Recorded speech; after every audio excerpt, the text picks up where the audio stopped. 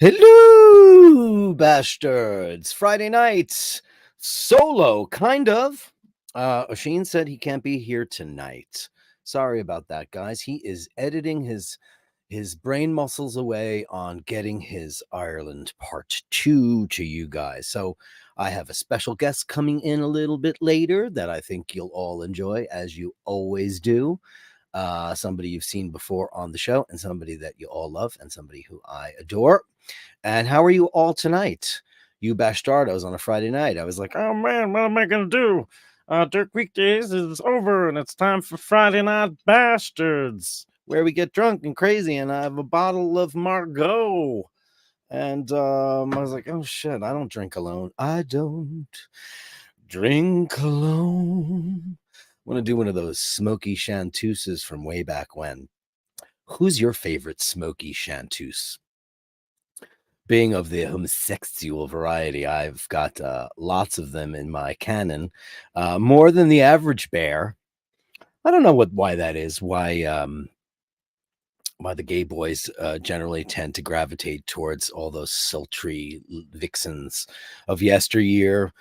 You know, the Judys and the Lizas and all those fantastic, beautiful chanteuses of yesteryear. But it just is a thing.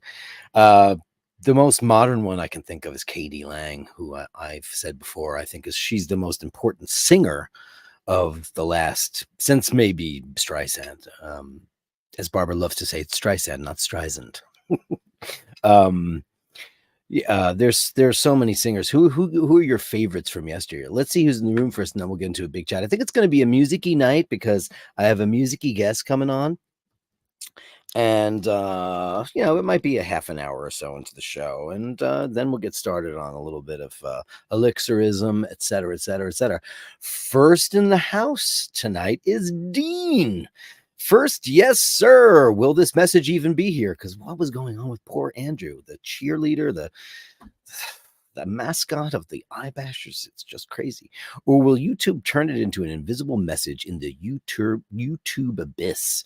Clown, clown, clown, thumbs up. Let's see what happens. Well, you're there, and we're here, and it's great to see you. Andrew Wolkowicz with Canadian $20, working till 5, but I'll be ready for another night of cold beer and spending time with the Bastards. Upvote and subscribe, everyone, and bring a friend. Please bring a friend. It's a friendly family show for the most part when we don't start using the C word very often. I never say it, but I allude to it.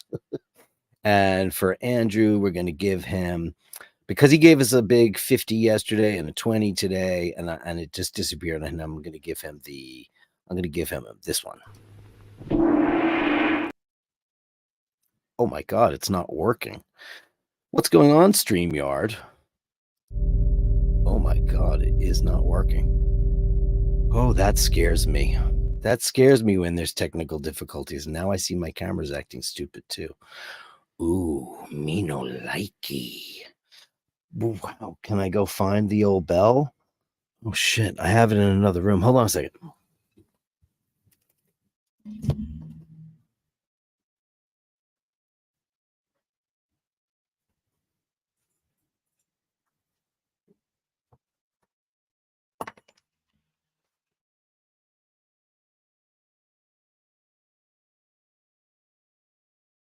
Wow, it worked, and it worked late. It might do it again because I did it more than once.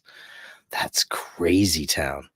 I just had restarted my computer. That's why I was a minute late, because it didn't see my camera. Every once in a while, the gremlins get into this. I know this is a magical world where we're able to talk to you live and do our shows, and you guys are in Europe or South America or all the far off places that you guys are, and I'm smack dab in the middle of New York City.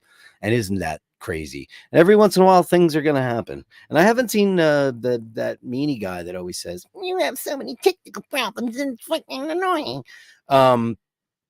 He's not a bad guy. He likes things to go his way, and it didn't. Okay, so that went off the screen. Andrew says, I feel your pain, because he's alluding to the $50 beautiful super chat that he gave us that went nowhere, and I don't know why. Dean says, Andrew, I bet you do. I see that your yesterday super chat went poof. What happened to it? Let's hope this one stays. It was on there for an entire night, And then it just disappeared. Easy E is here, and he says, Ush, deep into Ireland too, editing. Let's support Dirkovitz. Well, tonight, let's get him drunky. Well, I've got a bottle of wine. I'm not going to drink the whole thing because I can't drink a bottle of wine anymore. I used to be able to do that when I was younger over the course of like several hours. It's just, time and tide, things come and go. Dean says, easy. That's not difficult. Once Dirk drinks past half a bottle of wine, he's not holding the door open. He's now handing them a piece of rope. You guys are Scotty H is here. Oh, he's not. I have to work tonight, so I'll catch you tomorrow. Boo, Lord H. We love you and we miss you when you're not in the chats because you're a very special person. Thank you so much. Night Watchman, haven't seen you in a while. Upvoted as per Mr. Wolkowich's instruction. Great to see you, and I love that vintage precision. Look at that.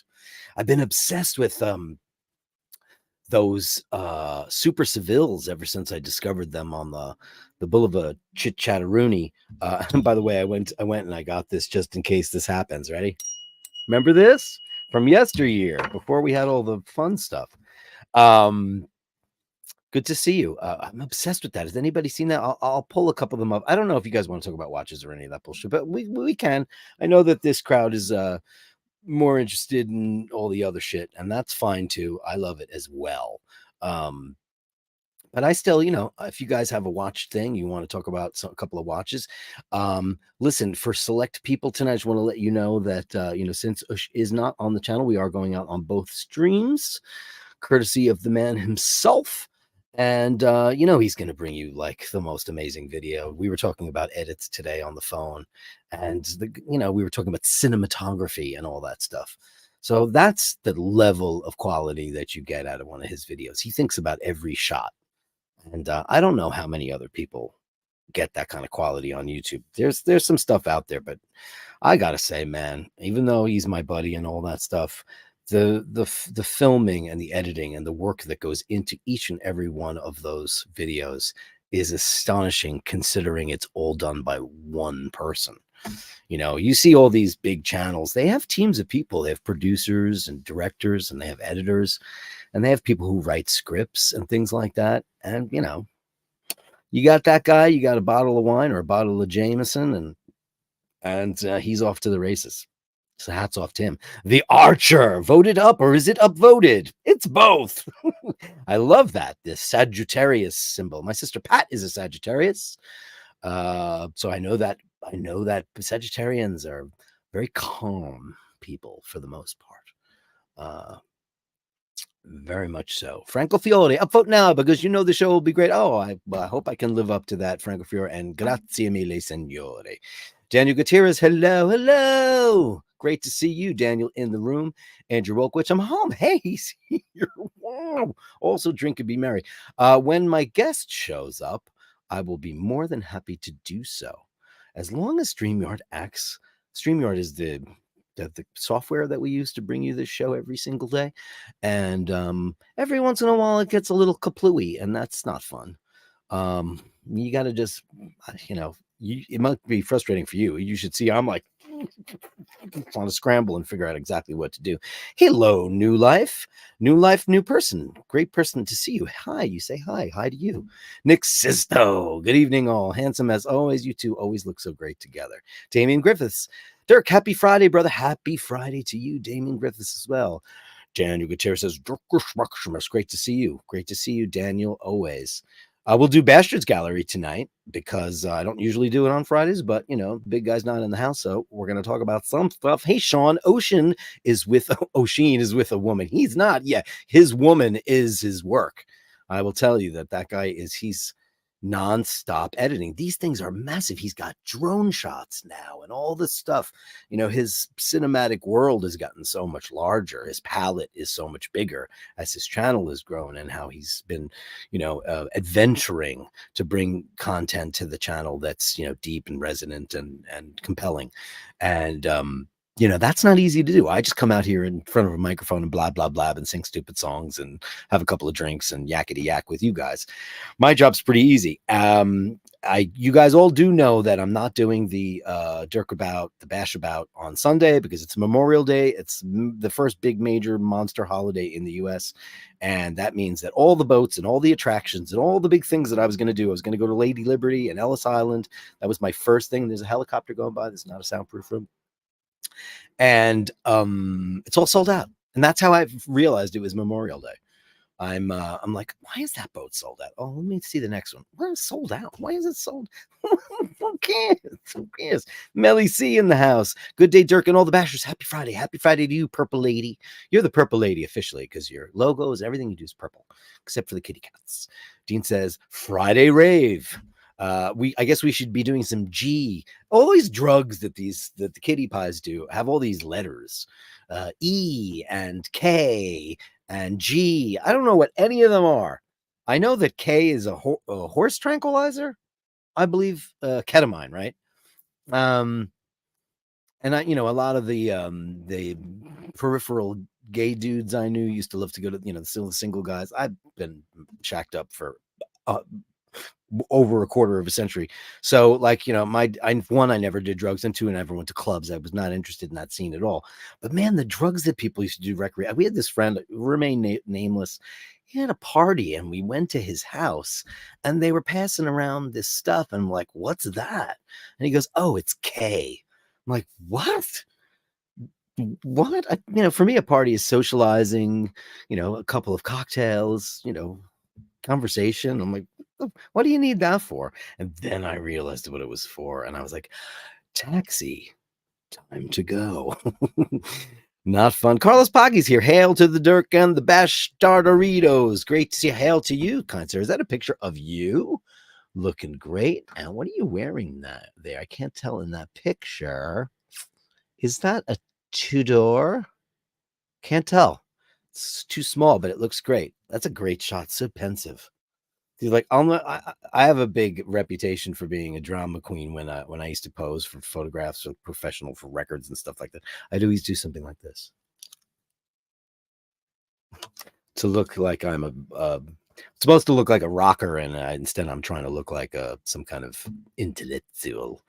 Time flies. Evening, Sir Dirk. Evening to you. Time flies. And Daniel Gutierrez is like, who cares? Who cares? Okay, so my banners are working now. That's good. Holy shit. I got a little scared there for a minute. Alain Gilbert. Bonjour to all the bastards. Bonjour. Bonsoir to you, monsieur. Nathaniel Hannon on WBAS.com. And he says, I hate flat pack furniture. The reason why Nathaniel's saying that is I'm not doxing him in any way. He had to move. And he sent me a couple of pictures and it looks great. Congratulazione to you. Looking fantastic. And he got a new OLED, sexy LG OLED. For you, those of you gear mongers who are always asking me about technical things and, I'm a gearhead. LG makes all the panels for all the OLEDs, including Sony's. Samsung does have a very, very small manufacturing for OLEDs, but all the big kahunas out there are LG. The only one that doesn't do that is Panasonic, and we can't get them in the United States because Panasonic does not sell OLEDs, and apparently those are the very best you can buy, and they are crazy expensive. I have one of the last Panasonic plasmas, as you guys have heard me say exhaustingly. It's a brand I've always preferred. I just think they're storied and wonderful, like they're the Rolex of TVs and electronics like that. And they just, for some crazy reason, they left the US market. So if I was ever to get an OLED, it'll have to be in Italia. For that, let's see if this works, because I was having a hard time getting the fun shit going today. So let's see. Let's give you a Gong Woman's Husband, $9.99.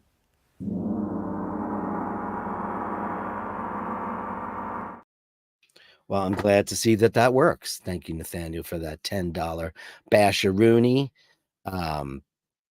Daniel says Dirkus stream is open parallel to this one. Yeah, we're going out on both streams tonight. Why the not?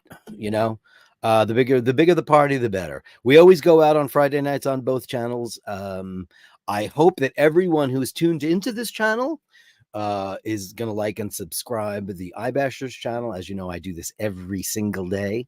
Mondays, Watch Fashion Please. That's its own entity. What together with the beautiful Michaela de Chatillon, Oisin O'Malley. But Tuesday, Wednesday, Thursday, it's Dirk Weekdays. And Sundays, I do Sunday Mass on the iBashers channel only. Friday nights is the only night that we go out on both channels. And he said, why don't you go out on both channels tonight? And I was like, yeah, just so, hey, you never know. He might pop in when he's tired of, fixing a shot. We were talking about Horizons today, and his daughter Lydia is a brilliant filmmaker, and she's studying film and cinematography. And they were talking about horizon lines today. And one of the things she says is you can never trust your eye, which is incredible because that's probably true.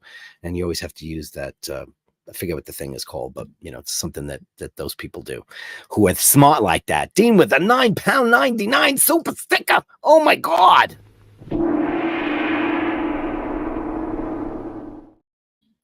Thank you so much for the super chats, man.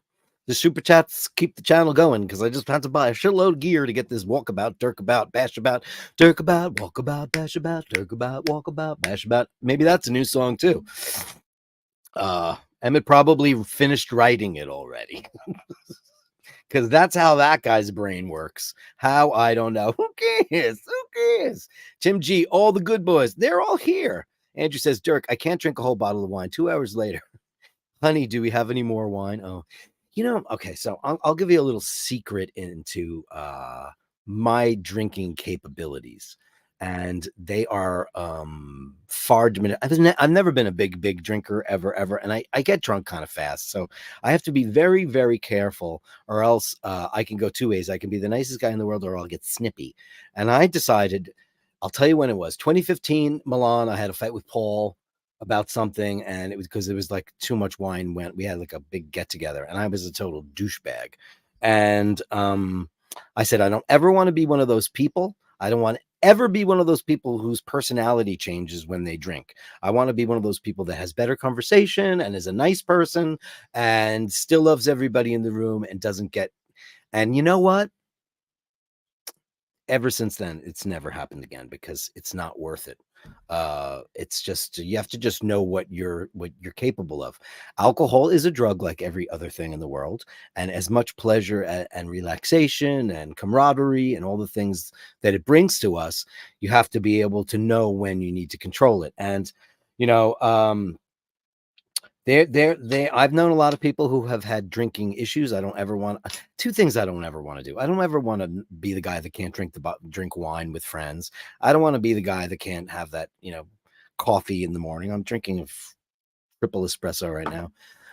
Once that happens, once it gets so out of control, then it just sucks. I want to be able to sit and do that. So now I just know what my limit is. I know if I've had a couple glasses of wine when it's like on the verge of like time to stop. And I've been very good with that. I've never really been one of those people. I've never been able to just drink bottles and bottles of anything because I just don't have the tolerance for it. And I never did, even when we were doing wine club and all those things, and was able to do so. Some people just have a better tolerance for alcohol, and I don't. A couple of drinks and I am done, and that's it. It's just pacing yourself out and hydrating and having a nice bottle of water. I know it's my invisible bottle of water. I ordered a new filter because, I told you guys my filter broke, and I finally tasted New York City water after not drinking city water for, I don't know, years and years. And it's supposed to be the best in the world. And it was so nasty. It was so nasty. Is Oisin hungover? No, he's not hungover. He's working. Ray says, hope the guest is two pumps. I don't know what that means. Two pumps. What does that mean there, Ray? Ray, all out there with the sea, the land and the sea. In the west of the west of the west of Ireland. That's a great one. In the west, in the west, in the west of Ireland. The west, in the west of Ireland. That would be a good jig and reel, right? We could make that happen. Shane McGee with the big bash with £2. Let's give you Triangle Man. Thank you so much, Shane McGee. Mark Wild. Great to see you back in the room. It's almost Scorpions. Like, wah, wah, wah. 331B. First time here. Nice. Hey, 331B. Nice to see you. Welcome to the iBashers. It's great to see you in the room. This is a group. All the people you see on the right side of your screen are some of the nicest people in the whole wide world. We have a lot of fun. We chit chat. You bring up, it's about you, me, and everything in between. I don't have any preconceived notions about what I'm going to talk about generally. I don't know how you found out about the channel, but I'm glad that you did. We talk about a lot of different things. And you can tell us what you're interested in talking about. And you know what? We might just start talking about that. And then everybody else learns. You tell me something. I always say the tagline of this show is you share with me, I share with the world. And that's what it is. It's about you, me, and everything in between. Welcome, 331B. Dithy, listening to Wishbone Ash. Wow, I haven't heard about Wishbone Ash in 1,000 years. I might have to put some Wishbone Ash on tonight. It's been ages. Praying Mantis.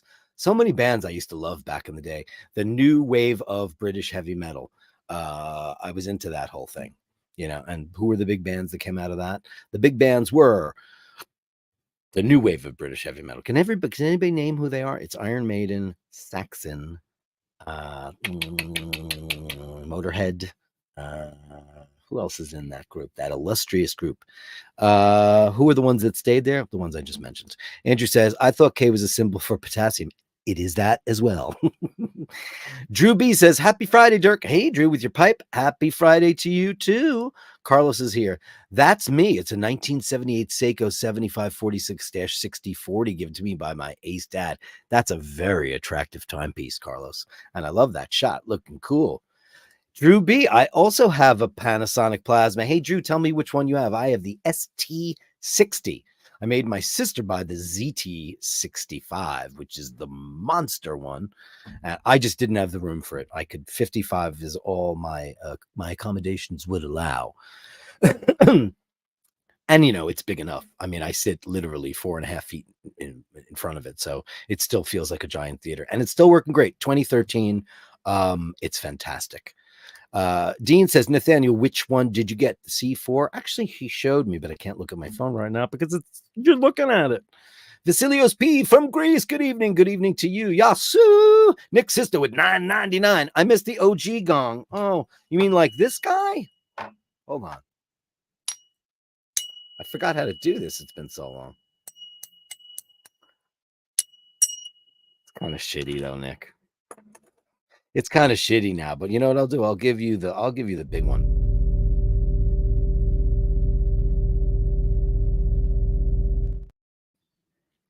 Because we love you. I hope that was what you were talking about. Everybody misses that old stupid thing, and it just doesn't even sound good anymore, right? What? Oh, you know what it is? I'm using a different striker. Where was the strike? Oh, I got it. Here you go. Ready? This is what we did in the beginning, right? It annoyed the shit out of everybody. It annoyed the shit out of Laverne. I'll tell you that much. God rest her soul, my sweetheart. Thank you so much for that, Nick Sisto. Rob Marvin with $9.99 U.S. currency. Oh, hey, Dirk. I'm in the Chignon Valley, in the Loire Valley, and still enjoying the Cabernet Franc and Chenin Blanc here. I got a thing for Brandy Carlisle. Oh, I love Diva Cassidy. God rest her soul. What an amazing genius she was. I mean, she rewrote the book. Brandy Carlisle, I can't believe it took me so long to find her. Like, I guess because, as Oisin always says, I'm ignoring the zeitgeist. It took me forever. I didn't get into her until like 2 records ago. I saw her on the Grammy Awards and she did The Joke. And I remember like all these, I want to tell you why I'm dancing, why I'm playing, I want to be. She get down with all this fucking pre-recorded nonsense crap, dancers, and all this junk in a box music. And then that girl came out and blew the doors off. Who would want to follow that? That girl's voice, Brandy Carlisle, is amazing. I mean, wow, she plays guitar, she plays bass, she plays piano, and can sing her freaking face off. And for that, you get, let's go back to Gone Woman's husband, because he's mysterious. And, he's a cuck.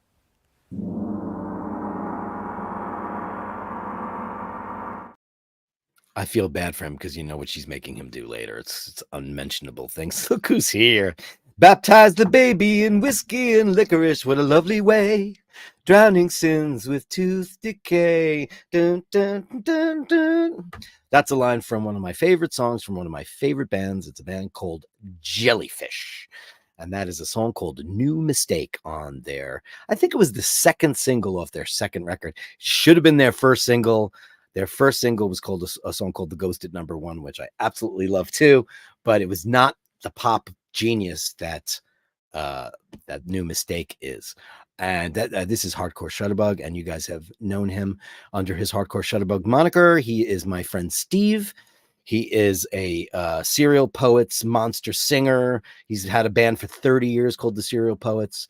They play all over New York and elsewhere in the punk aggro scene. I don't even know. I went to see them live and I was like, I'm not into this shit. And I was blown away. The show was freaking amazing. And I was like, oh, wow, I should have been seeing your shows for the last 30 years. And I finally went to see him because he comes to all my shows in Europe. You know, like that's what friends do. He was great.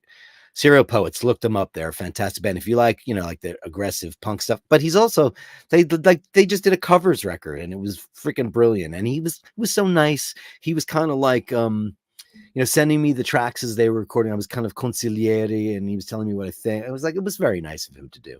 So thank you there, Hardcore Shutterbug. I love you.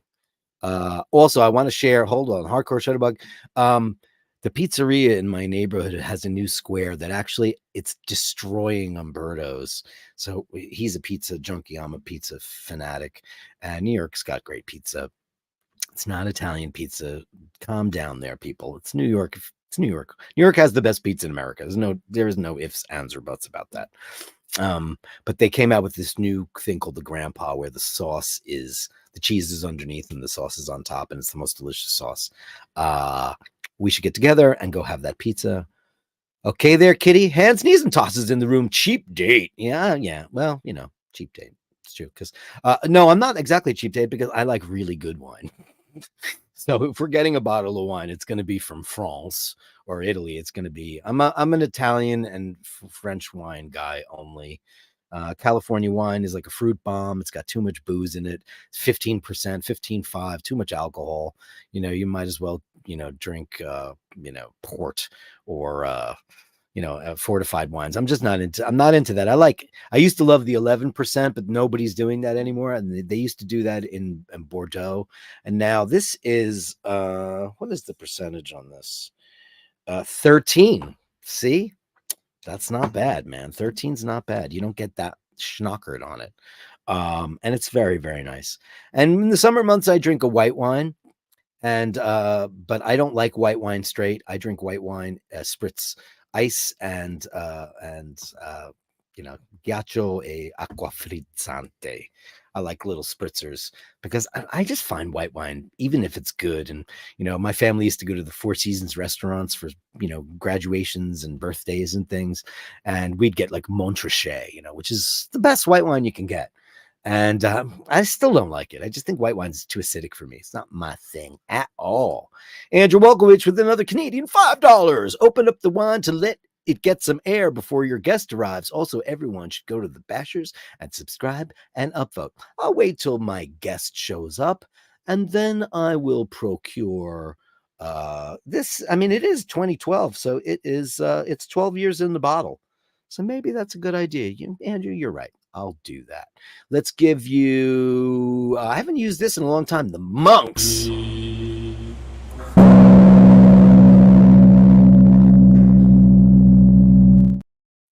I always like that one because there's all this weird shit going on in the back. You wonder what those monks are up to. Something very strange. Again, Danny Gutierrez with $5. Thanks, Dirk, for these streams. Can't wait for the walkabout. I can't either.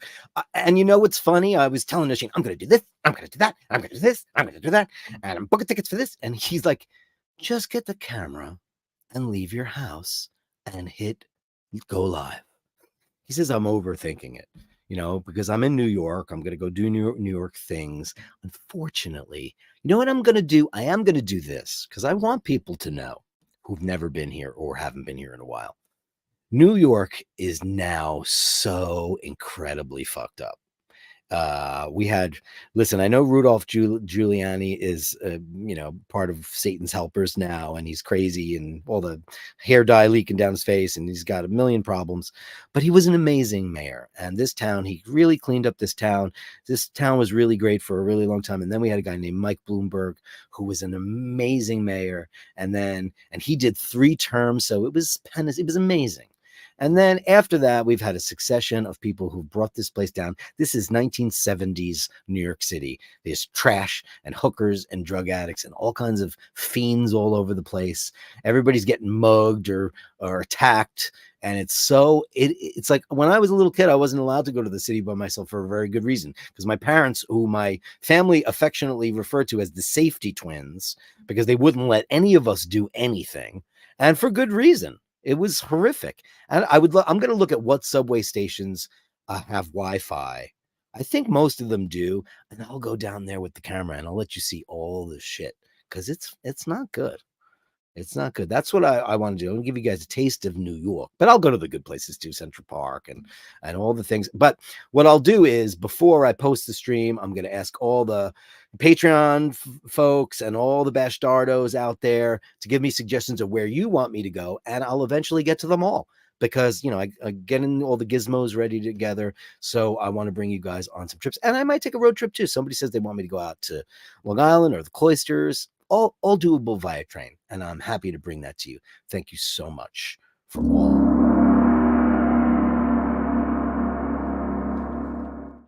Mr. Gutierrez, thank you so much. Hans Niesenthal says, the juice isn't worth the squeeze. What an interesting phrase that is. Yeah, well, that's true. People, I'm very, very cunty when it comes to wine. Like I would much rather not drink at all if somebody's going to open up a great Shiraz, because I just don't want that. Not my thing. New World wine gives me a headache, and I'll give you an example. We're in Ireland. We're staying in a castle. My entire family went on a big family trip. This is quite a ways back. It was like in the noughties, probably like 2007 or 8.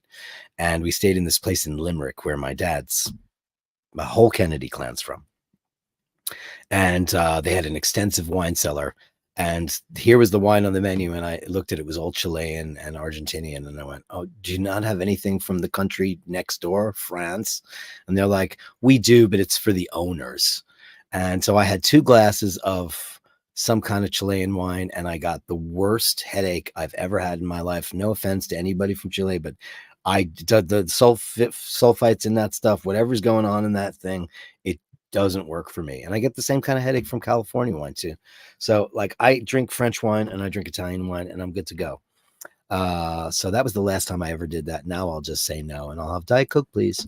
JDMTL, good evening, Dirk, and everyone in the chats. Good evening to you, JDMTL. Great to see you.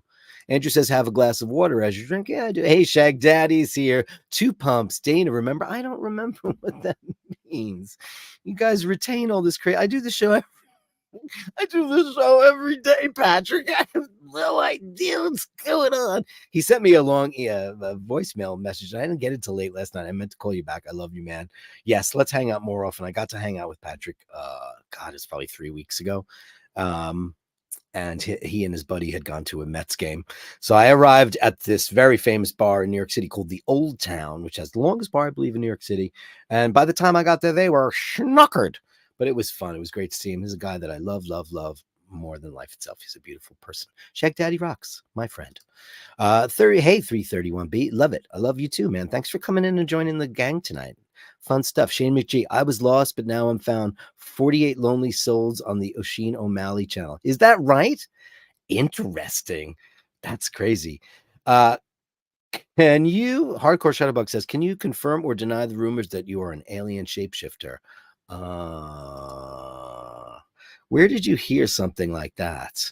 Not tomorrow, not after breakfast, now. Sometimes I am. Look out, mister. Hey, Softcore Terracorp is here tonight. I haven't seen you in a long time. Rob Morrison is here, the town of Chignon. I've had Chignon. Great. I had Chignon at the George Sank because I was fancy staying at that I'll never be able to stay there again. My mother-in-law got us a deal on that hotel. I think we paid $250 a night for probably one of the most expensive hotels in the world, let alone Paris. And it was magnificent. They were cleaning the floor with toothbrushes. That's why my hotel game is so fucked up, because when I was in my 20s, we were going to Italy, and it was my very first trip to Italy.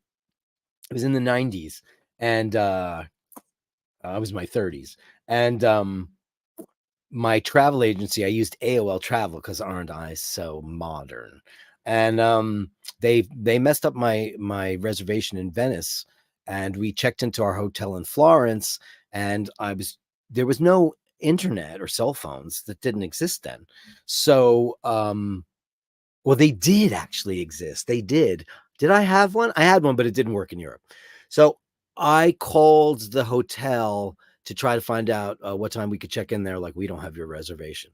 So I had to call my brother in New York, and my brother called AOL Travel, and they're like, "Oh, we goofed up. We're gonna have to put him somewhere else." So I kept walking from my hotel to this payphone. And back in the day in Italy, you used to use these cards. You'd have to go to the tabacchi, that's the tobacco shops, to get phone cards or stamps. Um, francobolli, as they call them. Stamps in Italian are francobolle. And so I went there like 4 or 5 times, and my brother finally got me a hotel. He said, "Oh, listen, they got a hotel for you, but it's just outside of Venice on the Lido." And I was like, "Okay, fine." And I go back and I tell Paul, and he's like, "Are you freaking crazy? You know how far away that is? Oh man, I'm gonna have to take buses and boats, and it's gonna be such a pain in the ass. It's gonna ruin our whole fucking trip." And he was like this the whole way. We took the train ride up to Venice. We get into Santa Lucia Stazione, and I didn't know a single word of Italian then, and I had British pounds on me, and I put them in a machine, and all the carabinieri came out because the machine detected that I had 2 counterfeit British bills on me that I was trying to convert. So they were asking me all these questions, and it was like, I had no idea what any of these people were talking about. And finally, this woman came who spoke English, and I said, "Listen, here's my itinerary, my passport. From New York. I was in London, and then we went to blah blah blah Fano, and we went to Florence, and now we're on our way to Venice." And they finally figured it. I was not a professional criminal. So they let me go, and Paul's out there, "Where the fuck happened to you?" Blah, blah, blah. And I'm like, I was almost arrested by these priests wearing these beautiful outfits. They were super overdressed, and it was incredible stuff. The Carabinieri, the high police of Italy. Anyway, they let me go. So I told you, we got on the boat. Now I know it was probably the 1 or the 6. And we took it all the way to the Lido, this is Venice, and the Lido is kind of like a sandbar just on the other side of the lagoon. It's 5 minutes by boat, maybe 10 tops. And it's a sandbar, and it's on the Adriatic Sea, and we have our bags, and we're walking, trying to find this hotel, and we found the street, and then we make a right, and we're walking, and we don't see this hotel anywhere. There's nothing but a park and a beach, and some houses, some very nice looking houses. Finally, we see like this museum in the distance, this big monster, white, looked like the Museum of Natural History. I said, "Let's duck into the museum, and we'll ask them," because Paul speaks fluent Italian. And we walk up to the front of the museum, and it says Hotel de Bain. It was our hotel. And it was this magnificent early 1900s, 1909, I think it was built. And we go in there, and we tell them we have a reservation. They said, "Sure, no problem." And they took us upstairs, and we had this room, this suite with a living room and a bedroom and 2 bathrooms. Everything was the most beautiful hotel I've ever seen, and still the best hotel I've ever stayed in. It was magnificent. It was my first like real luxury hotel. And opened up the big shuttered windows, and there is all of Venice out the window, like across the lagoon. You could see everything, the Campinelle, you could see everything, the Doge's palace. It was miraculous. So I go downstairs, the concierge, I said, "You speak English?" She said, "I do." I said, "How much is this room a night?" Because I thought, oh shit, they put us in this hotel, I'm not gonna be able to afford this. And they gave it to us for the same price. It was magnificent. Anyway, I rant on and on and on and on and on. Anyway, softcore terracore, walking around Vienna circa 2018, posters inside telephone booths for a theater play called Who Cares? Is that right? Was I inside the Matrix or was I with Dirk and Andrew Wolkovich? Isn't that freaking crazy? Who cares? Who cares? I mean, who cares? That's brilliant. I haven't been to Vienna since I toured there in the 90s. And what a great place that was. I was amazed. I told you I went to Bosendorfer and the museums and all that kind of stuff, but I kind of stayed out of trouble because there's not much trouble to be had because it's such an upscale, elegant town, It really and truly is. Yeah. Shane McGee says, "Are you in the wrong room? iBashers is where the party's at." That's right. I'm going to open up the bottle in a minute. Han says, Def Leppard. Leopard, yeah, it's hard to spell Def Leppard. I love Def Leppard. Who doesn't love Def Leppard? Andrew says, "Hey, Shag Daddy Rocks. I'm certain Dana would be an entire night. However, only Emmett would survive the experience. But what a great way to go." You guys are talking in that code that I still don't understand. Somebody send that to me at basherdirk@gmail.com. That is, hold on, basherdirk@gmail.com. Explain it to me because it sounds dirty and I'm not sure what it is. And I don't want to say the wrong thing at the wrong time. Please don't let me say the wrong thing at the wrong time. I don't want to do that. Softcore TerraCorp, and I owe you 10 pounds, mister. Let's give you, let's go with Gong Woman 2. Let's go with Gong Woman 3, because this is where she starts her ritual, and it's the scariest.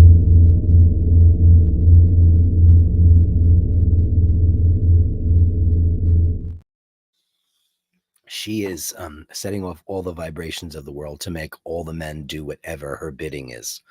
That's what I think about her. She scares the bejesus out of me. D Wood. Hey, D Wood. Good to see you back in the room. Eva Cassidy singing Stormy Monday live at Blues Alley. She was a massive talent, right? She died very, very young.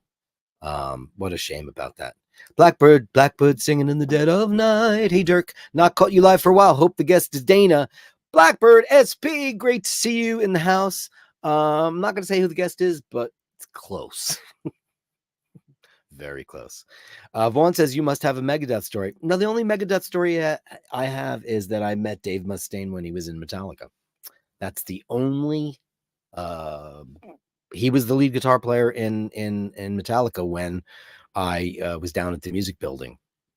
And Anthrax were, in that building, and upstairs moved in Metallica, and it was Dave. I was there just before and just after, because I was not in Anthrax at that time, but two of my friends were, and one of my friends took me down there, and he was like, "Oh, I think I'm going to get in this band Metallica," and I was like, "Oh, really?" But they weren't famous. They were nobodies, absolute nobodies. Nobody knew who they were. They were not famous. They had a record. They didn't even have Kill 'Em All. They had like No Life to Leather, or I don't even know what it was called. They had some independent record out. That's all I know. But he's like, "Oh, they're going places." Anyway, they already knew who they were going to get, but I was there for around that time when they kicked him out. That's the only thing I really know. I mean, I spoke to him a couple of times, but he was a big drinker back in that day, so who knows? He got a C3. Great TV. Yeah, congratulations on your new plasma and your new apartment. Jamie G says, "Dean, I've just gone back to the Oshina Mali channel and I see your comments around my tripping. Do the comments not show up on both streams? Is that how it works? I don't know. It should be, because I'm on both streams, right? Yeah. So hello, friends of Dirk. Steve wants to say hello to everybody in the room. Hey, Steve. Everybody says hello right back at you. Shane McGee, it's getting confusing with two streams, right? So I message on both just to make, I don't know how that works. But I should see all the messaging. I should see it all because I'm going out on both streams. So I'm going to see that. And I want to make sure I have everybody's comments because it's Friday night. It's the night of love. Mike B says, "Give me a break. I love French and Italian wines, but California, Oregon are excellent. I put Ridge up against anything." Yeah, that's what's the beauty of everybody's individuality, everybody's taste. Listen, I like several California wines, the ones that are lower in alcohol, like Chateau Montelena, Ridge. Ridge is good. Some Gergich. I love Opus One. I know people love to poop on it, but I think Opus One is great. It tastes like amazing Bordeaux. I've never had like Screaming Eagle or anything of that caliber, but I've had some of the best ones. What's the one that's made by the Petrus people? That's amazing. I can never remember the name of that wine. But that's fantastic to know. They make some great wines. I'll tell you what we had a couple of years ago, Grange from Australia, and I was just like, I don't get this at all. But that's what makes the world go around. This guy likes Def Leppard and this guy likes Paul Stanley. I mean, it's great. That's why I love the world, because everybody's got different taste. So you drink up Oregon. I'm not a big Pinot guy, and if I am, I really like Burgundy. I mean, that's all Pinot, but I've never had any of the great Oregon Pinots, and I know there's many of them. So yeah, that's great. I get you, Mike B. I totally do. Shane says it's cheaper than drinking, or you can drink as well. You guys are still talking in that code, okay? Dean with £2.99. Gone. Whoa.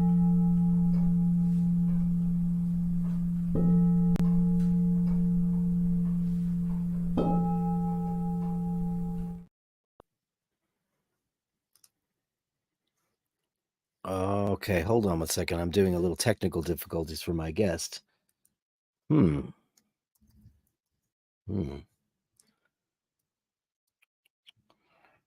Oh, crap. Technical difficulties on the end of my guest. Use camo. In order to use your camera, your phone as your camera,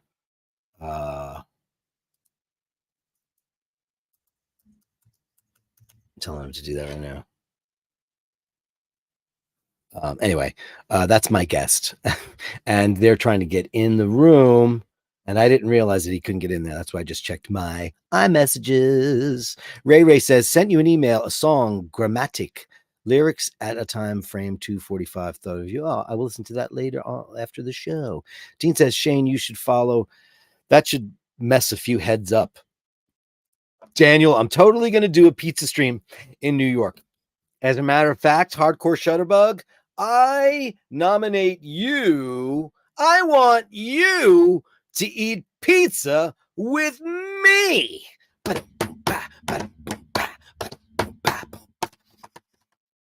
Great song. I've been on a Cheap Trick kick lately. Anybody ever get on a Cheap Trick kick? It's easy to do. Robin Zander sounds better than he ever did, man. Unbelievable. Mike B says, dude, violent crime is actually down. Not where I live. It's a mess. Rob Marson, try St. Nicholas, and I'm a liberal. Try St. Nicholas de Bourgueil. Delicious in 12.5. Rob, you're speaking my language. 12.5, I love that. Christine Bicchetti, my niece. Glen Castle. Yeah, remember that? We had the big banquet that night. All the wine was Chilean, and we were in Ireland. I'm like, France, it's right here. It's right here. Kieran P., an American tourist getting stiffed on an Irish hotel. I'm shocked. I heard there's a lot of shit going on over there. Been watching the news. Shane says, I have sent Dirk some bird photos. No veg, no fruit.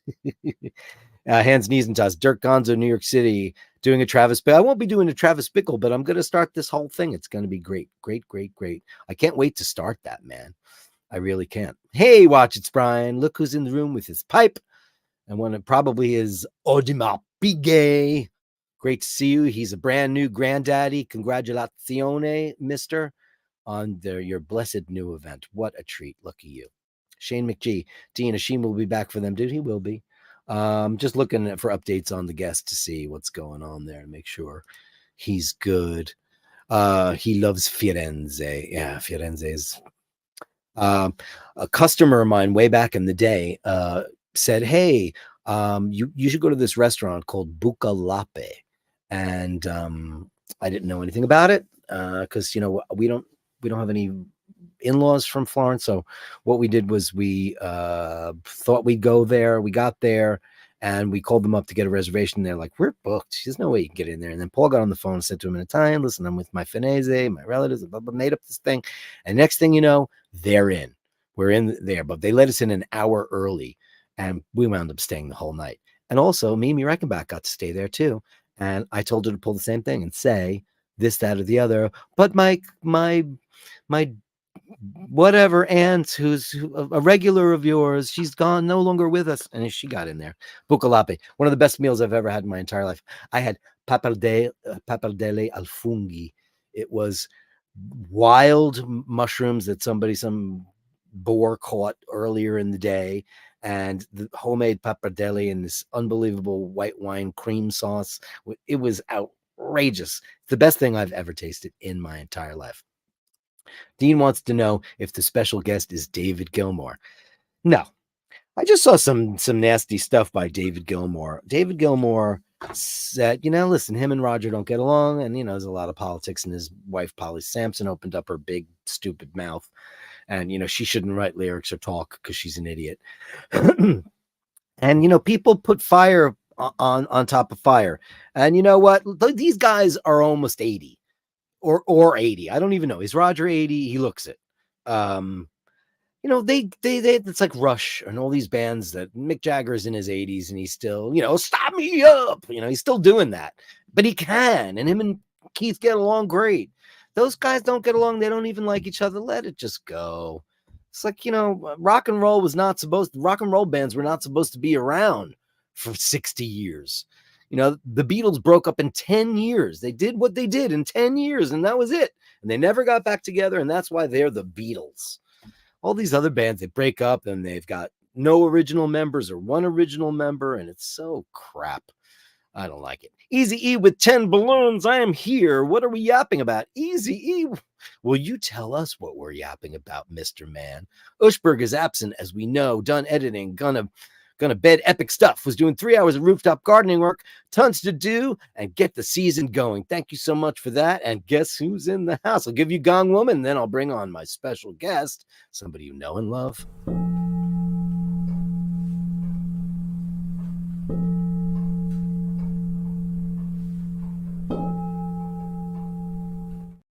Be careful of that incantation because it's dangerous. Ladies and gentlemen, the incredible Emmett O'Malley. Dude, I can't hear you. I'm hearing echoplex in your ear. I'm hearing full duplex. I can't hear you. You can't hear me? One moment, please. Papa, can you hear me? Papa, can you hear me? I've got Led Zeppelin echo in my head. Oh, baby. Oh. Wow. Hey, that worked. Almost. I'm gonna have to log off for a moment. Hold on. You sound great in the stream. It's now my mic. Do you have live audio in your room? Do you have speakers that are live?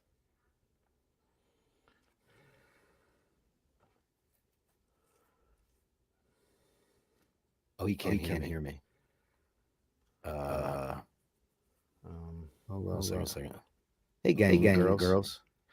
Do you guys hear an echo on the stream? Bastards? Because now there's something very I've got crazy audio in here. I have camo. Do you guys hear an echo on the stream? Bastards? Because now there's something very I've got crazy audio in here. I have camo. Do you guys hear an echo on the stream? Bastards? Because now enjoying the group. Yeah. Hello. Wow, that's really weird.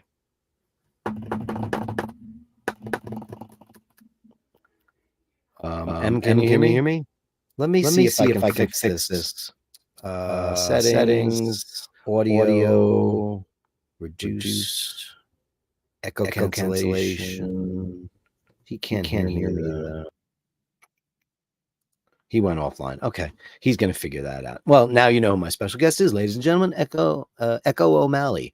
I don't know what the hell that was. I don't know why it was. You guys could hear that echo on my voice, right?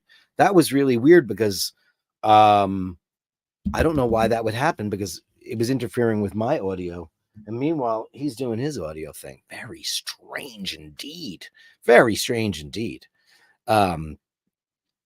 Hey, Steve Ritter channel. Cheers all. Jim Bastian here says, I don't love Def Leppard. I mean, listen, you know what? I like Gypsy sitting looking pretty.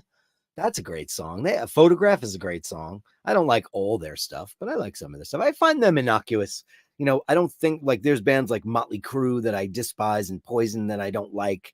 I never found Def Leppard to be anything less than I think that they're candy, great background vocals, and their records sound amazing. Easy says practice makes perfect. He'll be drinking 2 bottles per show by the end of the year. Nah, I won't be doing that. I have a limit. Here's Emmett O'Malley. Let's see what's happening. Are we better now? Can you hear me? I can hear you, but it's low. Yeah, I know, because I can't get this to work. It's because Maybe I can help. No, it's whatever. I'll just go with this audio. I don't know how to turn it up. Maybe you can turn me up. So you're not. Are you on StreamYard? Yes, I'm on StreamYard. Yeah. You're on StreamYard. So go into settings, audio. Yeah, no, I did that. Yeah. Oh, you did that. Did you go onto your? Are you in? You're not in your Scarlet, right? You're on something else now. You're on a fancier device. I'm in an Apollo. Yeah, but I mean the concept is the same. And you have the volume up cranked. No, what you're hearing now is not through the Apollo. It's not through the mic. You're just hearing the audio through. You're hearing me through my MacBook. Oh, wait a second. So if you plug the blue into your interface, does StreamYard not see it? Register it? StreamYard does not see it. No. It does not see it. No. Do you have one of those old Scarlets kicking around? Yes. Those work like that. You think it's the Apollo that's not playing nice? Yep, I think it's the Apollo that's not playing nice, because I never even had to download any software to get that on there. Is that right? Yeah, I think that's probably what it is. Probably what it is. Anyway, well, we'll bored the peeps with technical. I was just going to get rid of this then. Yeah, but you're almost inaudible though. It's really low. Let me see if I can turn it up. I don't know what to do. How come? What do you usually do when you come on the stream and stuff? Just on my phone. On your phone. Yeah. All right, hold on. Is that better? Yeah, it's better.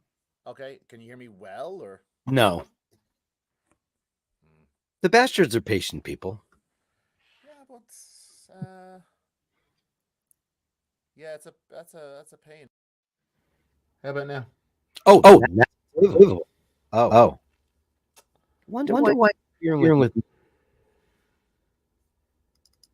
Do you have noise cancellation on your audio? Echo cancellation? What you say? Do you have echo cancellation checked on the no. In the settings? I do not. Click that. Echo cancellation? Yeah. Is that better? Yeah. Now go back to the way you had it a minute ago and see if it fixes me. Oh, are you echoing? Hey. Better? It's better. You can't really hear me very well? Not really. Not the way you usually come in. When you have your big star turns.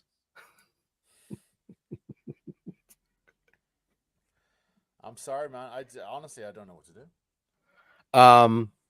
I'm just saying, if you have one of those little USB, you have like the little 2-in-1. I know what a 2-in-1 is. Who's the man behind the curtain? Oh, audio interface. I have like an 8. I have a Focusrite Scarlett. I mean, I'd have to like get it, plug it in, hook it up. Do you want me to just go do that and you chat with the peeps? Yeah, because I know it'll work. It'll take you a minute. These things are unbelievable. Okay, yeah. Okay. Yeah. I'll log off and I'll be back. Yeah, because we want you in your full glory. Okay. His moment of glory, God's revolution. Was that a big hit? Dirk, what is your opinion on the Frollo timepieces Sheen is selling? Do you think small wrist can pull it off? I do. It's a beautiful watch. It's made by Frollo and I believe it's a Salida movement. And, it's quality. It's not quartz. It ain't quartz like the other boys are. It's a beautiful design. I love it. It's a love letter to Venezia. I haven't seen one in person. I've only, seen when he was getting them together and all that kind of stuff. And it was lovely. I know that the red is the big seller. I'm crazy about that blue one. I think they're lovely watches, and I wouldn't mind one myself. Easy E says, I was so into Lars Ulrich and grunge Seattle stuff, Nirvana, etc. for my third, that then I changed to Would Have Thunk It. Listen, that stuff ruined the music that I liked, so I wasn't into it. Lars Ulrich is not my thing at all. He's not my kind of drummer. There's a lot. Listen, he's the perfect drummer for Metallica, obviously, because he's the guy in Metallica. And, whatever, he writes all those songs with James or whatever he does. My only problem I'm not a Metallica fan in any way, shape, or form, but my only problem with Metallica is I think that Kirk Hammett is a shitty guitar player. And I make no apologies for that, because that guy wouldn't know the key if it was in his door. He plays the weirdest scales, and he was obsessed. He says he's obsessed with Michael Schenker, who's one of my favorite, if not my favorite. I think I rated him number 1 on my list. And he played with him, and he picked, he said, oh, I have this great thing. It's in F major. I was like, it's rock and roll, man. Put that in A or E, you dumb. Why are you picking this weird closed key shit to solo out with one of the greatest soloists of all time? It was very fucking annoying. And that's my only problem I have, is Kirk Hammett, I think, is a very shitty guitar player. And also, I think that their music, like AC/DC, gets too repetitive for me. It's not my thing. That, I like this. I like a bunch of stuff that they do, but I would never listen to them for pleasure. And Nirvana, I didn't like at the time. Now, of course, I get it.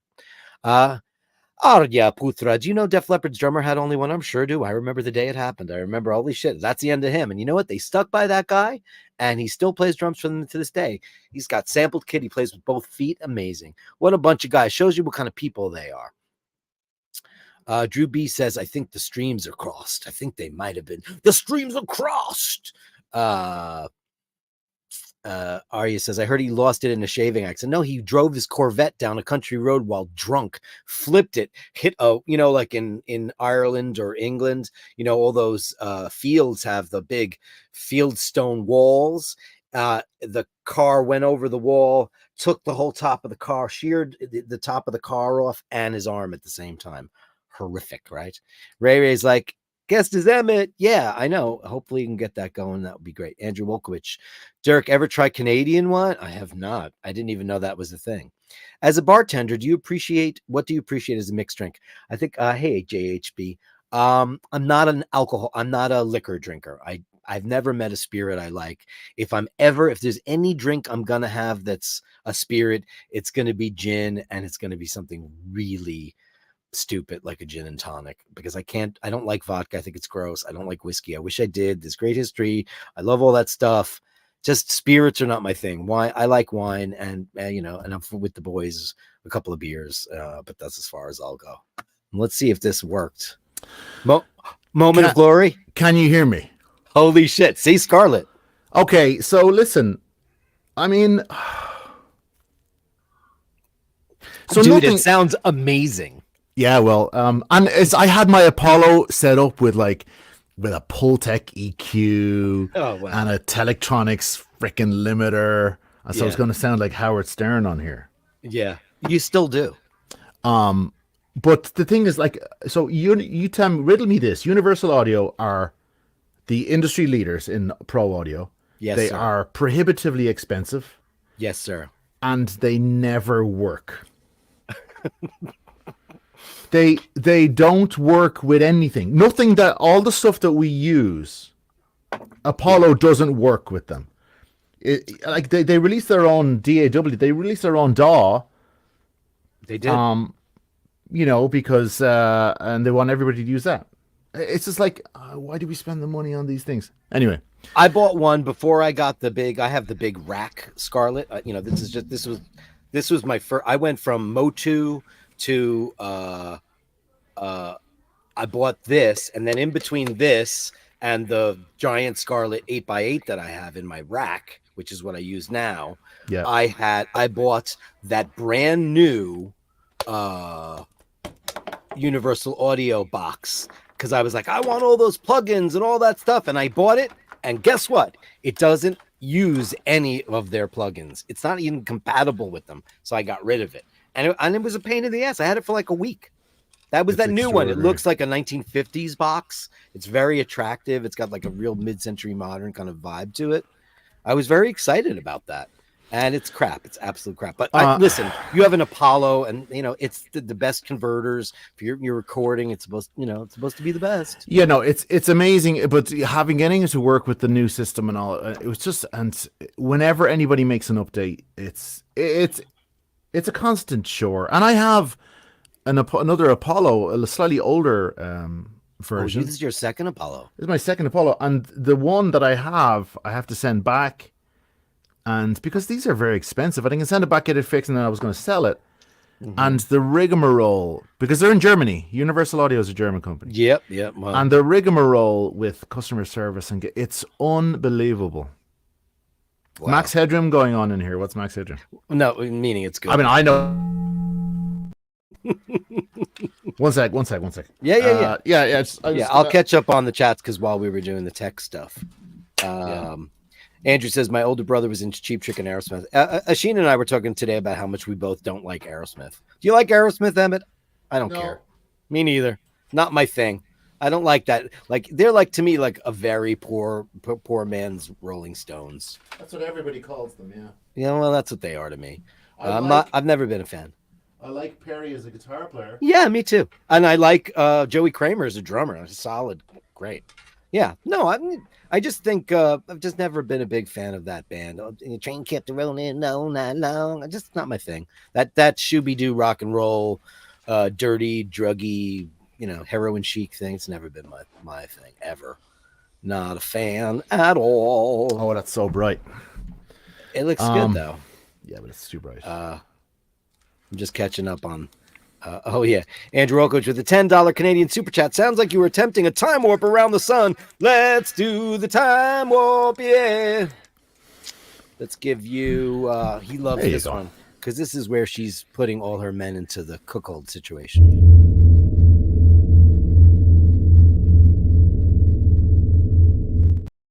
The bastard decided that this guy. Where is this guy? I can never find him when I'm looking for him. Where did he go? This guy is her husband, and he's a cook. He's the cuckold. Dude, so you have some wine there, don't you? Yeah, I opened up a bottle of wine. Yeah. You opened it already? I just opened it now because they were like, open it up while Emmett's fixing it. So I just opened it. What do you have in there? I'm having a Confidence de Prairie Lichine Margot 2012. Okay. $34. $34. Yeah, it's not crazy. 2012? 2012. I know. Oh, it's 12 years old in the bottle. I'm ready, Emma. You ready for the best part about this? 13%. See, I can't find Bordeaux's at 13%. I know. They're all 14.5 now, all of them. Yeah, because they're competing with. Yeah, because this is from 2012. They're trying to compete with California, which is like getting punched in the hand. He lives in California, and he's driven up there a million times and gone to Napa and all that stuff, and they're not even into it. That's a pain in the hole. I was just in Napa a couple of weeks ago, doing a gig, and it was at a winery, and the name of the winery escapes me now. I think I sent you and Oisin a picture of some of the bottles. Everything was 14.5 and up. Was it like Rodney Strong? Or... No, it wasn't Rodney Strong. It wasn't as big. It was a smaller a family. It was a beautiful vineyard, and like the grounds, the whole place was very nice. But it was I can't remember. It'll come to me now later. But it wasn't very good. I had a glass and I was like, eh. Yeah, it's rough. I'm not going to have this. Ray says sound is 10-10. Thank you, Ray. All right. So you know where Ray lives, right? Close and... Ray lives in Aran Islands, no? He does. Yeah. He's amazing out there. He's out in God's country. He's in God's country. If you've never been, people, it is where God meets the land meets God, and the sea meets God. So check it out. So I knew you were opening your wine, and there's not a drop of booze in the house. I would drizzle you, but it went out of business. No, I just saw that. Yeah. But there is a 7-Eleven on the way home. So I what went did and you get got some- myself a tall boy. A tall boy, yeah. That's good. That'll work. Do you know what I had the other day? Well, not the other day, last week. I was dying. It was hot out, so I wanted a beer, and you know me, I like fucking pissy I like the pilsnery of Pilsner beers. Yeah. I got 2 Sapporos, and they were fucking gorgeous. Oh, so ice cold Sapporo is it was killer. fantastic. But the Japanese are better at everything, though, aren't they? Well, you know, I'm not a whiskey drinker. Have you had a lot of the I've had Hibiki and stuff? I just a little while ago I had some of that nice Santori. Oh yeah. That stuff is excellent. I have some in the house. Excellent. I just, you know, it's wasted on me. It's like putting 2 big tits in my face. Like, oh yeah, what am I no. gonna do with it? It's a waste. Can I watch the TV, please? Get the tits out of the way. Get out of here. Go away, tits. Anyway, cheers. Cheers to you, man. Clunk. Clink. That looks good though. Kind of a little bit jealous because this is like, you know, it's very Bordeaux-y. Pacifico, it's just like, can't go wrong, really. It's just like, you know, Mexican, light, crispy, nice. See, that's the kind of beer I like. I know you hate Corona and you say it's tainted, but it's so innocuous to me. It is the opposite of it's noxious to me because is it? I can taste. You know what? I think who said this? I heard this years ago, or maybe I just came up with it one time, and I tried to attribute it to somebody else, so it sounds more authoritative. Because I have ideas. Sometimes they're good ideas, but I just assume people won't take me seriously, so I attribute them to other people. But you can tell a good beer from a bad beer if you drink it at room temperature. If you drink Corona or a Heineken at room temperature, you will taste exactly what's in it. When it's super cold, you don't taste the garbage water that it is. Taste it at room temperature. Now, I'm not suggesting you drink it at room. Taste it at room temperature, and you'll immediately throw up. If you taste this at room temperature, you're going to go, oh, it's beer at room temperature. I agree with you on all of the above. However, and I always used to say that Heineken is a rusty cap. It's the most disgusting beer in the world until I had it in Holland and I went, wow, this is fucking delicious. Yeah. Well, wow. Okay. Yes. But Heineken is an entirely different thing. It's totally different in Holland. The Heineken that we drink everywhere in the world is not made in Holland. No, it's not. It's probably made in Secaucus. In Sheboygan. It's made in New Holland. New Holland. It's New Holland, Jersey. Yeah, let's get some Salsich, some Heinekens, some mutts. Some mozzarella. Mozzarella. Yeah. I remember having an argument with someone years ago. When I first moved to the US, and they said pasta fajoule. Do you like pasta fajoule? I'm like, I don't think I know what that is. It's worse than that. They say pasta fazool. Oh, fazool. That's it. Pasta fazool. Yeah. I'm like, I'm not sure I know what that is. I don't know. Pasta fazool. What is that? And pasta fagioli comes along. Like, that's pasta fagioli. And he goes, no, they say it's pasta fazool. And first of all, nobody says it's pasta fazool. No one. No one in Italy says that. No one in Italy. It happens on the boat on the way over. Exactly. Some Neapolitan arrived in Ellis Island. And he's like, yeah, well, you fare pasta fagioli, pasta fagioli. And he ate, because they eat the end of the words. Right. And then, some idiot it's called what? Pasta fagioli?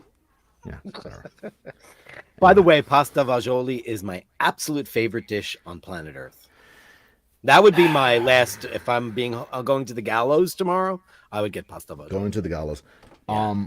I don't love pasta fagioli, I will be honest with you. I also I think Italian wedding soup is awful. I don't know what that is. What is that?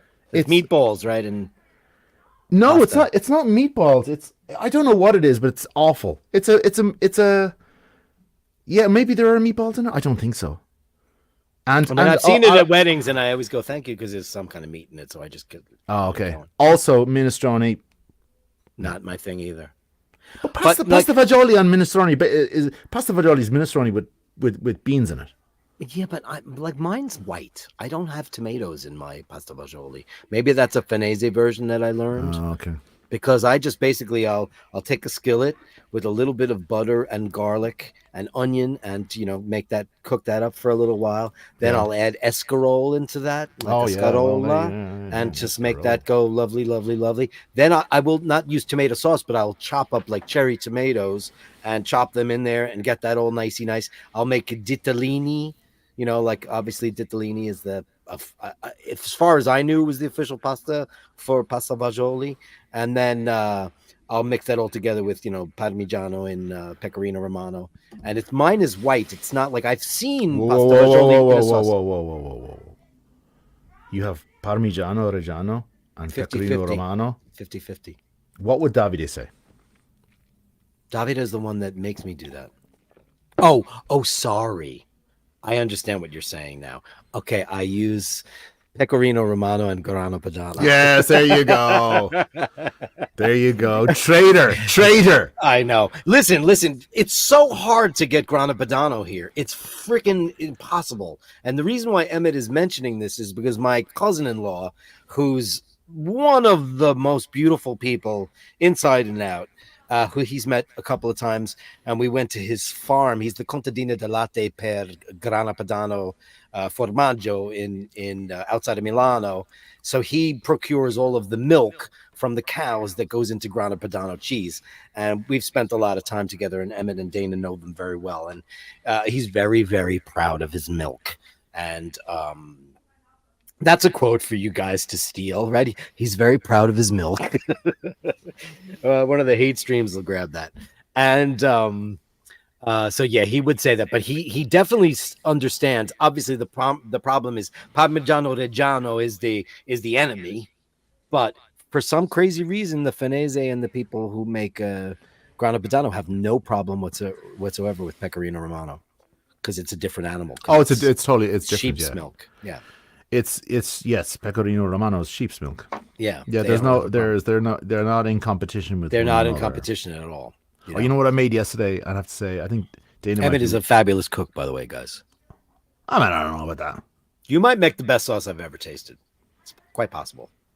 It's been a minute since I've actually gotten in and I've made some sauces, so I got to start doing there, that. man. I used to say Paul's mother, but I haven't tasted her sauce because she doesn't cook anymore. And I used to love her sauce because it was very light and amazing. But I'll never forget, Emmett and I are sitting in a restaurant in Italy, I don't know, a million years ago now. And he said, he goes, I could make this in 10 minutes. And then one day he did. Well, I mean, like Italian cooking it's kind of like, it's kind of like learning, it's having an alphabet.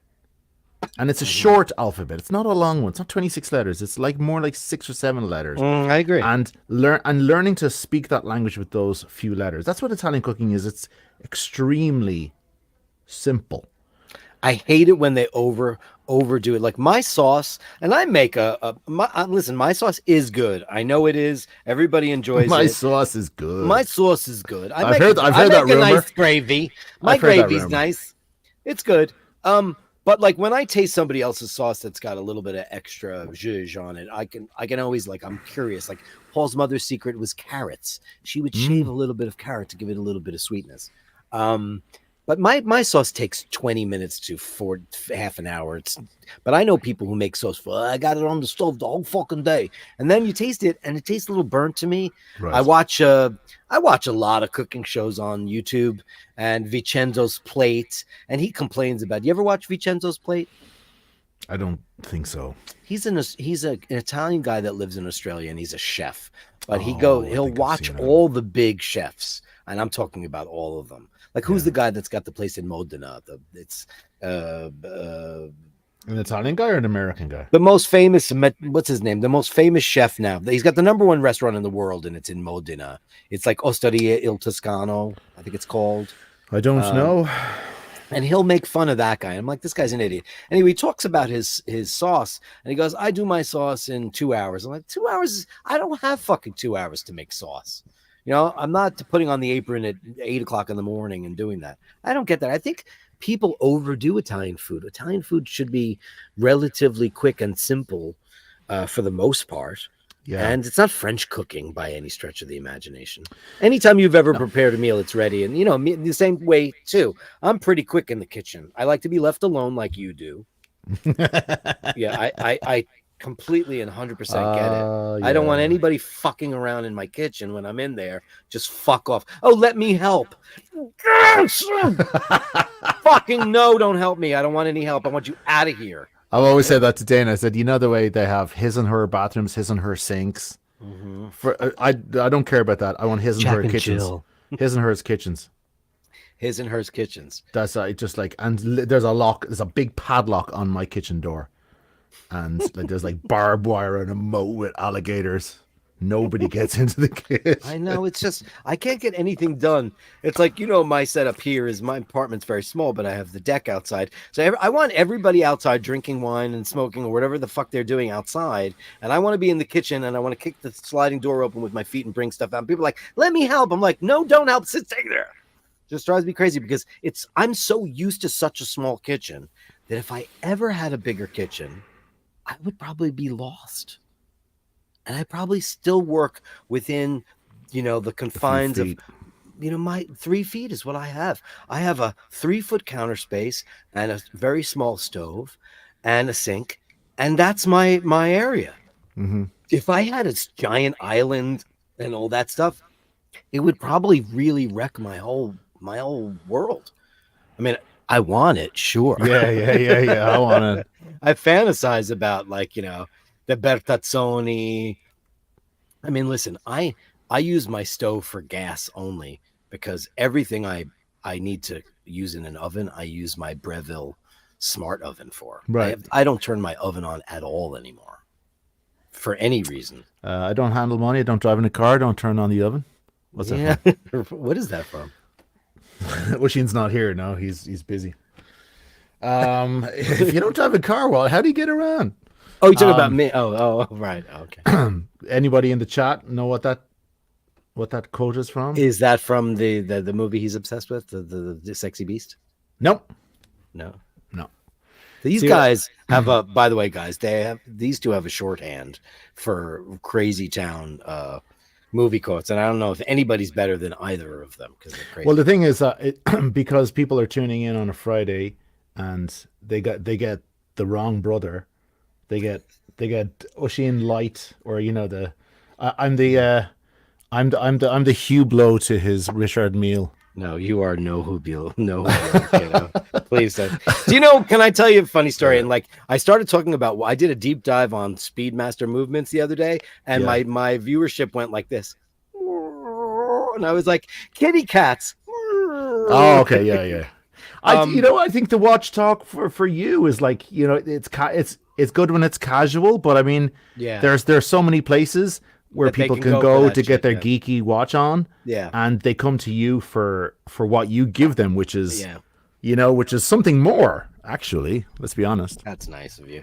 I mean, it's like, listen, this channel was not originally born out of a watch channel because Oisin and I started this in 2002 in his kitchen in Long Island City. Mm-hmm. And we, Emmett was on the show and Colin was on the show and we had Hookers on the show and Steve Shapiro and all these great people. And it was a really good show, but it was when podcasts were not a thing.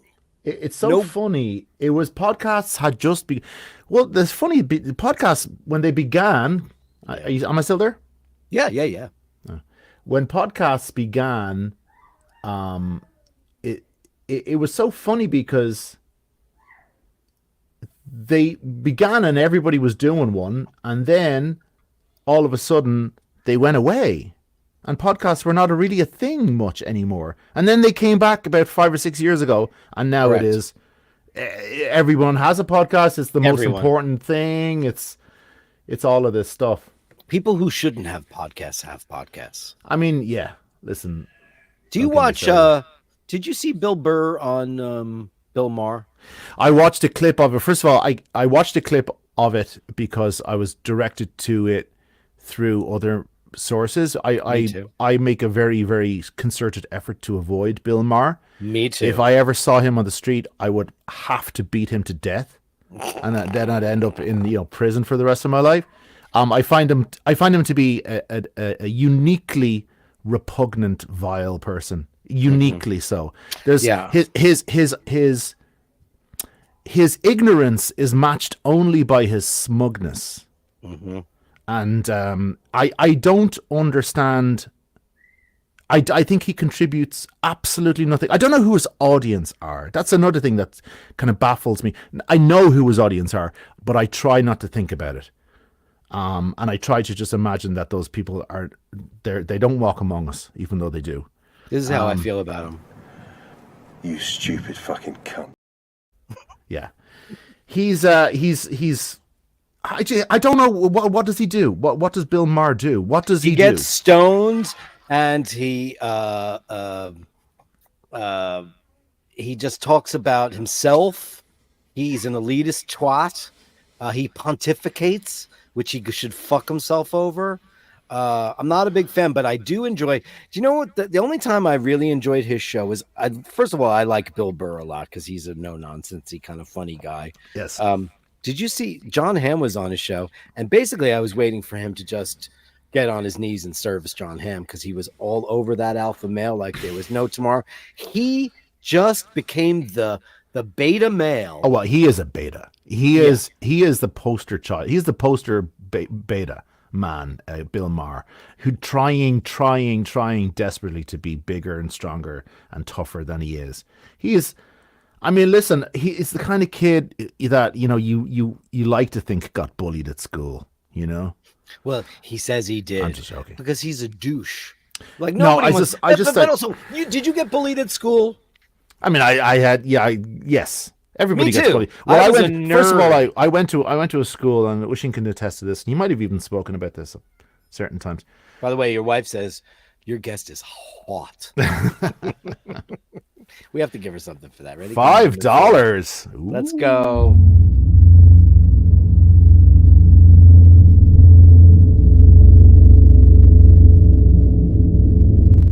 By the way, that's what Emmett wants. A gong? No. Oh, right. Yeah. Yeah, $5 pays for my Pacifica. Thanks. There you go. Let's get some super chats going. Andrew Wilkowicz, for Emmett, for being cool by association, for being married to Dana. Well, that's true. That's true, Andrew. Sweet. For you, I'm going to...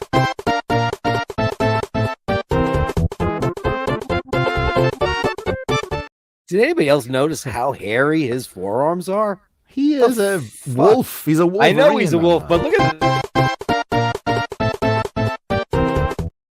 Poor Alec. We love Alec Baldwin. We do. We love Alec Baldwin. So you were in the middle of a thought, and I want you to continue. No. It's talking about school and being bullied at school. I went to a school through what would be considered, I guess, junior high.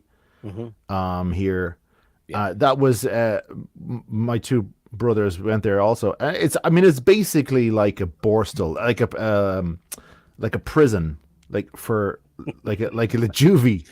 It was basically was it Catholic. Well, first of all, public. Oh, hold on. First of all, you know what we call Catholic school in Ireland? School. Oh, well, okay. So, all schools.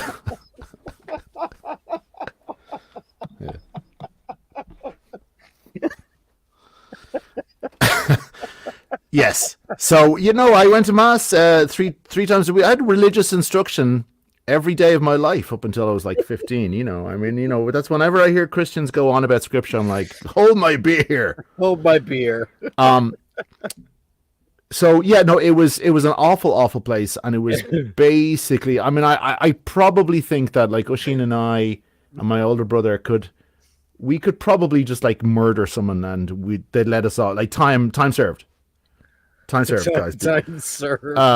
Seriously, I could get up to a lot of. I could commit some crimes because I've already done my time. Because when I was 14 years old, I lived in what could only be described as constant terror.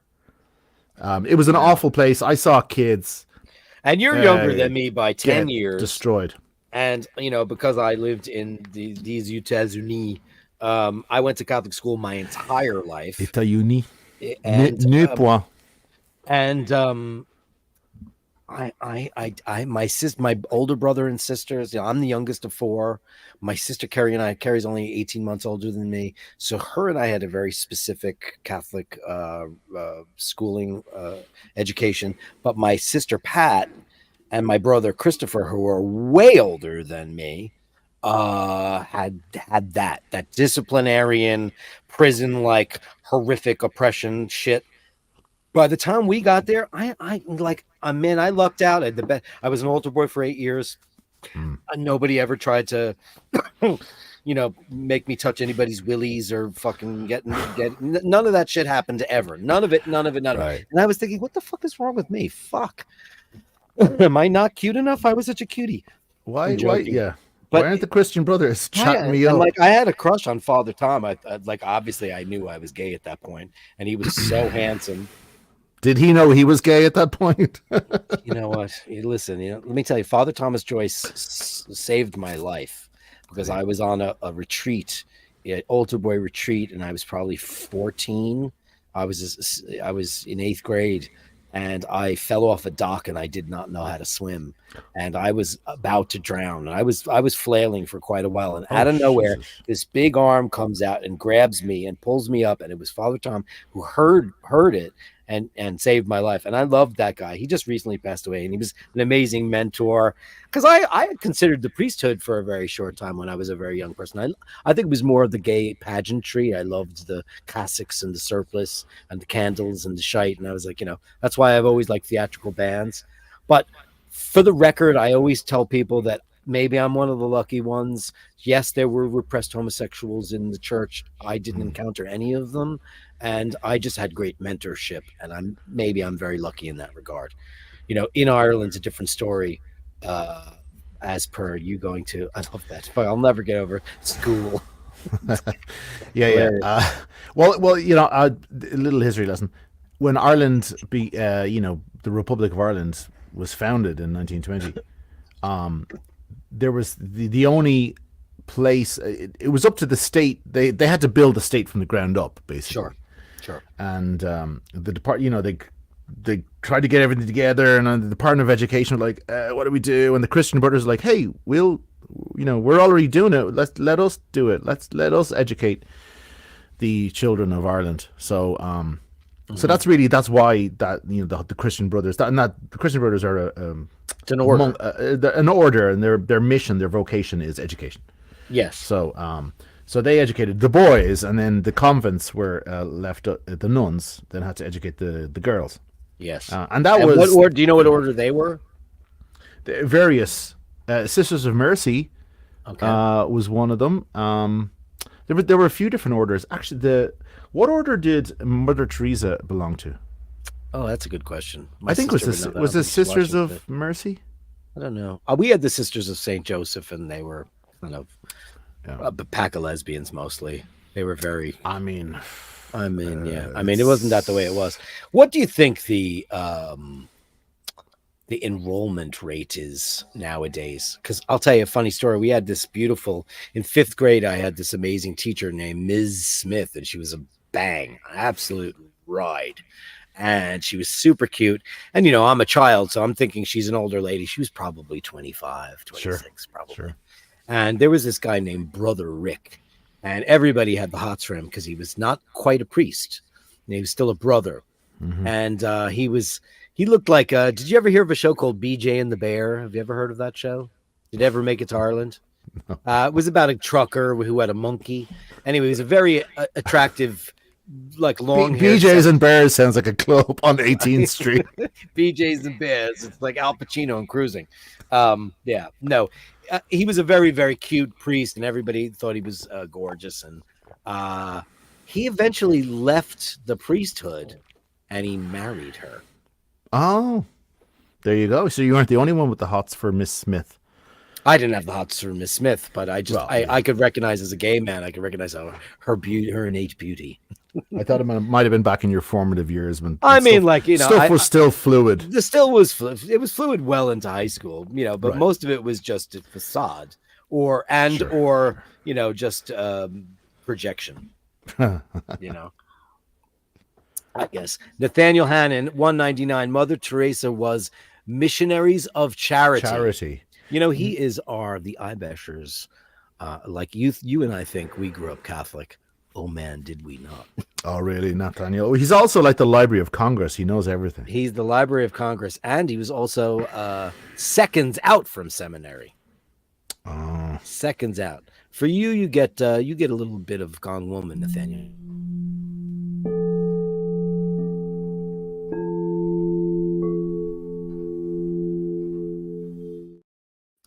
I want to catch up on Super Chats. Andrew Wolkowicz, Canadian, $10. We come to Dirk for the company and hope that Dana will come into the room. You guys are just obsessed with Dana. Obsessed. If only for a moment. That's her husband, by the way. Upvote everyone and subscribe. Become a patron if you can. Thank you so much, Andrew. You know what I haven't done any tonight? More cowbell!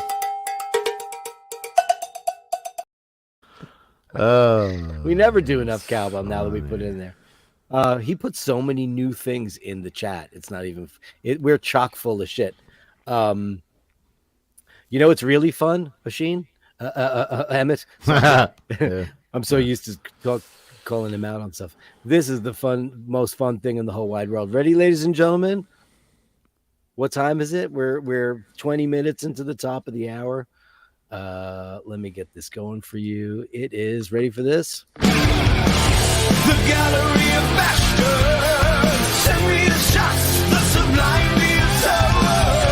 The gallery of bastards, you share them with me, and I share with the world. People are obsessed, man. You gonna do the acoustic version? The gallery of bastards. You look like Sting right now. Send me shots, the sublime, the absurd. Continue, finish it. The gallery of bastards. You share them with me, and I share with the world. It's out of tune. It's out of tune, but that was even better because it was like you're playing your lute for the for Sire. Dr. Bob's Nightmares in the house. He says, more cowbell. Well, I got cowbell for you, motherfucker. Let's find that. It's like there's so many clips now. It's almost impossible for me to find them all. Here it is. Cowbell 2 for you, baby, Dr. Bob.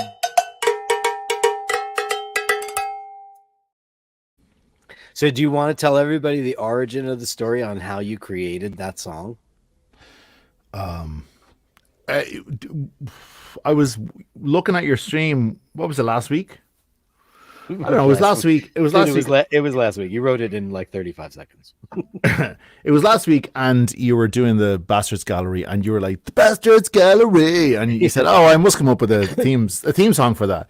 Right. And I was like, I had just finished working on something, and I was like, I had, Logic was open, my guitar was plugged in. I'm like, bing, and so I did something. It was first. I think I first did it in like a different key, and then I went on to listen to some Hitman to get where your range is, to get that Scorpions thing or whatever. Not quite Scorpions thing, but he's way higher. But you know what I mean. And so I changed the key. I brought it up to D minor. I'm just curious as to what do you have any idea what you listen to? Like, are we on Spotify? No, hold on. It wasn't Spotify. It was it YouTube? I don't even know. It was no, it was live. It was you guys live. Live? Yeah. Oh, it's probably in my history somewhere. Anyway. Was it like an old thing or a newer thing? It was from the new thing. It was from that festival in Germany. I used to be much better. Oh no, sure, no. I just needed to get. I just needed to know where your range was. It was way better. I mean, even not that makes any difference. It doesn't at all. But it's it's like I was watching the John Bon Jovi documentary. And listen, he's a much better singer than people give him credit for, because people don't realize that most men are baritones. Even Robert Plant is a baritone. they just, they use techniques to get to a certain level for like all that shit. John Bon Jovi is actually a tenor, and tenors generally tend to grind their gears a lot worse than baritones do. It's a lot more debilitating on the chords. There's way more friction, and I felt really bad for him because his voice is shot. Yeah. I mean, we all get older and the chords get thicker and stuff. You might have to tune down a half step or a step or whatever you have to do. But I was looking at that guy and I was like, oh shit, you know what did that to him? Steroids. You know what though? It's not just the quality of his voice that has been eroded. It's more. It's like he cannot sing. No, he can't sing. He can't find pitch. He can't find timing either. He doesn't have the ability. Something else is going on. It's not just a vocal cord thing. Do you know it's he like had a neurological thing? An implant put in. He had an implant. Dr. Zeifer, the guy that did like everybody, Steven Tyler and Paul Stanley. And by the way, none of these people sing well, but he also did do Adele, and she sounds terrific. Okay. Dr. Zeitel. They put in like a piece of plastic because what happened was, he's got his two chords, and this one became this. It became atrophied, and so it lost its muscularity. So this one was doing all the heavy lifting.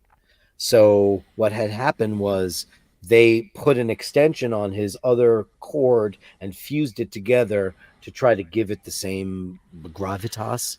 So, I mean, it's a groundbreaking thing. And apparently I heard his new single and he definitely sounds better. But, we have so much technology nowadays. I don't know what they're putting on him anymore.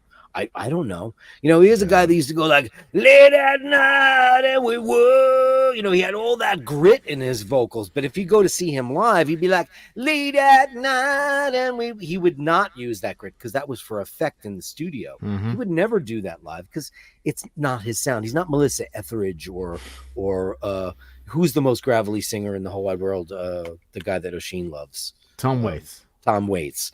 Those people, that's 800 packs of cigarettes did that to Tom Waits because he didn't sound like that in his He didn't sound on his career. first record. He sounded like this lovely, sweet country singer. Yeah, he did. A lot of that is affect though later on. It's now repetition. it's part of it is. I mean, he would definitely force himself into that range. Tom Waits. Like now, but now he's in his late 70s or so, whatever. Is he but that no, old? yeah. Oh, he's got to be. He's got to be. What about Shane McGowan? I mean, Shane McGowan, poor man, was a chronic alcoholic, That was booze and smoke. chain smoker. Yeah, Shit, yeah. I had a voice teacher, and my voice teacher, Marty Lawrence, used to take his fist and smack me in the head if I ever did things. He said, stop the character shit here. Because he goes, we're not here for you to do impressions. Because he used to get mad. He said, you have to learn technique first. And he goes, and you could add all that impression shit later on. He goes, you can't add that stuff in here. Because he used to get angry at me if I would be, because if I would get enamored with a new singer, like Klaus Meine, he's like, yeah. That shit, and I'd want to be like, yo, baby, I'd want to do that. And he's like, that has nothing to do with the way you sing. You're impersonating him. He goes, and what that's going to do is eventually it's going to deter you from finding the perfect spot for the way your instrument should sound. So he used to physically. I was abused by him in the 80s. He used to physically abuse me. And I'm it's like that movie Whiplash, right? Whiplash, which people think it's not true, and it was. No, it's not. It is Dude, utter shit. Marty Lawrence was the maestro of the voice department at Juilliard. He was an abusive cunt. He was so mean. No one has ever thrown a cymbal. Not that, but what? Come on, just smack somebody in the head, going, "Where's the top of the bar?" Come on. Oh well, yeah. I mean, but it was fun. Though, wasn't musicians watch that movie and just go, "Oh, stop." That is the kind of movie that you enjoy if you have no fucking clue how music works. I had a very abusive voice teacher. He used to actually punch. He used to physically. I mean, ask the guys in my band. I'd be like, "Oh my god, Marty Lawrence beat the shit out of me today because I couldn't cover notes." Because like covering notes is something you. Marty Lawrence, is he still with us? No, he's dead. He's dead. I mean, His you know, son is. he's got issues. He had issues. His son evidently. is an enormous. I'll tell you a funny story about his son. So his son is Don Lawrence.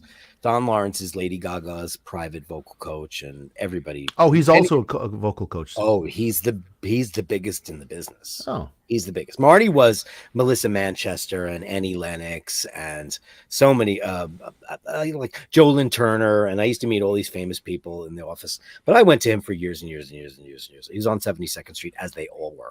So when Marty started getting older, Don was they're all Juilliard guys. So he would sometimes sub, and he had a very different technique. They both taught bel canto, but Don Lawrence, my sister, you know my sister very well. My sister's hilarious. So my nephew is a really great guitar player, really amazing guy. He's got perfect pitch, picks out car horns and all the shit, but he's not a singer. And he needs some lessons.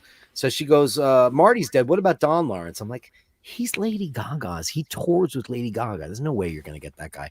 My sister found out his fucking phone number, called him up, and she got him on the phone. And he was like, oh, well, I'm not taking any students right now. I'm only on hiatus while, I work with Lady Gaga, blah, blah. She's like, my brother studied with your father for like fucking 10 years and blah, blah, blah, blah, blah. And he goes, oh, your brother's a legacy guy. He goes, what time can your son be here tomorrow at 10:30 a.m.? And he got into Don Lawrence because my sister's a pushy, crazy person. that's Fucking nuts. I mean, and you know what he didn't pursue? I it. believe it. He didn't pursue it. He went like 4 or 5 times. I was like, dude, you had Don fucking Lawrence. I have no idea what it cost. But let me tell you something. Marty Lawrence was $175 half an hour in the 80s. Ooh. That's a Wow. lot of voice lessons are very expensive. And especially with a guy that, he was the voice maestro at Juilliard. So he was like the guy. But, I don't know. What could they possibly charge? That sounds like a lot of money now to me. It is a lot of money now. Yeah, I mean, I'm sure he's charging Lady Gaga, several $1,000s an hour. I mean, I'm sure. I mean, he can't book anyone. And by the way, his studio is the same studio that his father was in, so he took over his whole practice. But he has private jets wherever he needs to go because she won't go on tour without him, without Don Lawrence. That's it. I mean, listen, she takes her craft seriously. Very. She's First of all, she's a monster. She's an amazing singer. She's an amazing musician. I'm a huge Lady Gaga fan. Me too. Huge. Although her histrionics drive me up the wall. Yeah. But I mean, the woman is a serious talent. She's doing a Vegas residency right now, just like jazz. She's doing it. Yeah, she does. She does 2 things. She does Lady Gaga and Lady Gaga jazz. So you have to check the nights because some nights it's just her and a big band orchestra. Yeah. And some nights it's her doing pop shit, which I didn't. Oh, know, really? I didn't know that. I thought she was just doing the whole like Tony Bennett big band thing. No, she does one called jazz and jazz plus hits. She mixes them in. I'm sure you probably feel the same way about an artist like that. She's had amazing growth. Now, when she first came out, I think we were all in agreement that we loved the pop that she was making. Paparazzi. That first record is, first of all, that first record is amazing. Incredible. I mean, it's amazing. Red One is an incredible composer, producer. Mm-hmm. He is a protege of Max Martin, and Max Martin's a protege of Dennis Pop, and Dennis Pop's a protege of ABBA. It all goes back to ABBA. ABBA are ground zero for pop music. Sweden is where pop music was born. It is the Genesis, is book 1. Yeah, of the Bible. I agree. Yes, so and there's a people call me crazy, but there's an audible through line for me from ABBA all the way to Lady Gaga. I agree. And I can hear ABBA in her music. Absolutely. And it's especially I'm sure Paparazzi. I'm sure she's influenced. I'm sure she is. She's a song. I'm sure she's influenced by the songwriting of ABBA. But the people that she worked with, I mean, all those people are just, they come from that school. It really is. It's kind of like, I mean, I think we'll be studying this, 50, 100 years down the road. We'll be studying the through line from Benny and Bjorn all the way through the pop music of the West in the 2000s. Were you into chess? Did that thing destroy your soul? It destroyed my soul. I loved that album. That was their first post ABBA adventure. Well, yeah, that's the musical. Yeah. With Tim Rice. Elaine Page, yeah. Elaine Page. I Knew Him So Well. Yes. That's the song. Yeah, that was a big hit. Yeah. It's a lovely song. I don't really know the rest. Is that One Night in Bangkok? Is that from that? No, what's that from? One Night in Bangkok. That's Murray Head, obviously. Yes, it's from that. Yes. It's from Chess. Yes. Okay. Yeah. Murray Head. We have a special affinity for Murray Head. I mean, listen, yeah, I appreciate Murray Head, but he ain't Carl Anderson. But Carl Anderson, Carl Anderson wrote the book on that part. Just for saying, my mind is clearer now. It's beyond. Not only that, but I will say definitely, without a doubt, Carl Anderson is not only the best singer in Jesus Christ Superstar, the best actor in Jesus Christ Superstar. 1,000,000,000%. Ted Neely is a terrible actor. I'm no fan at all. God, I know you're not. I love the way he sings the part, but I don't. There's some of the acting in that movie is real. Oof. We love Pilot though. He is great. Yeah. And Carl Anderson is leaps and bounds. Carl Anderson above everybody else. Fuck, that guy has destroyed my soul every time I've ever seen him sing. First of all, Heaven on Their Minds is one of my favorite songs in the history of songwriting. Mm-hmm. I'm fucking obsessed with that song, and it's the greatest opening number of any album ever made. Yeah, it's the greatest thing ever. It's just unbelievable, and his phrasing is so outrageous. My mind is clearer now. I mean, think of that introduction sentence. It's crazy. Like, if you're not drawn in, what's your mind clearer? Like, that immediately gets you. It's like, oh shit, I got to listen to what this guy has to say now. It's a phenomenal. It was lightning in a bottle. Would never write anything better than that. As great as he is, and how storied his career is, and listen, I fell prey to, people like to make fun of the Phantom of the Opera, and he had nothing to do with that. And I like a lot of Andrew Lloyd Webber stuff. I used to cut high school and go to see Phantom. But Evita, there's amazing. Tim Rice is an amazing writer. But my mind is clearer now. At last, all too well, I can see. I mean, if that doesn't draw you in immediately, where we all nothing will. He says that the hardest song he ever wrote was the trickiest song he ever had to write was I Don't Know How to Love Him. Because he had to tread the line of romance between Mary and Jesus, and also keep it appropriate for the relationship and he said it was very, very, very tricky. When he says I've had so many men before, he almost didn't put that line in there. Oof. Because he thought too controversial for the too era? Controversial. Yeah. Now, isn't he lucky that he had Yvonne Elliman for not only the concept record, but for the movie? Oh, that's right. She's on both. Yeah. She's on both. And she's the only one that is. She is Mary Magdalene. She is the only that woman is Mary Magdalene. Look at her and go, there you go. That's what Mary Magdalene looked like. And she really did. That's probably what she looked like. Yeah. Jesus was not that blue-eyed. No, certainly. Boy. No. She's the only Levantine in that whole show, probably. That Yvonne is she Levantine? I don't know, but she certainly looks no. She's probably no. Well, an Elliman. She may be of Hebrew descent. Do you want to see the funniest shit ever in the whole wide world? Hold on, let me go find this really fast. You're gonna fucking die. Dirk, you haven't said anything about this. Go ahead, talk to me. That. I didn't see it. You didn't see that? No, I didn't see it. I'm focused on you, baby. Oh shit! Where'd you go? Is that a light? Is it a light or what? It's lit up, yeah, but the little battery thing is dead, and it's a battery. It lights. It's got LEDs at the back of it, and it lights. It's kind of backlights. It's cool.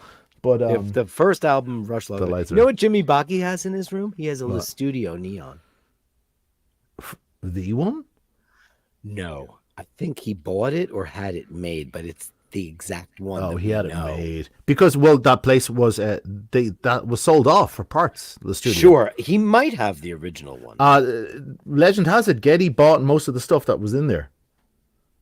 Is that true? Yeah, he bought a lot of the audio stuff. Don't send this to my phone. Where did you send it to? I'm going into my 23andMe because there's something very funny that they put. You know, I'm like a zillion % Irish, but they put something in there. Oh, okay. Thank God it's in my email. But I was shocked, and I think it's very funny, and it makes sense with what we're talking about here. You're 8:15, 7.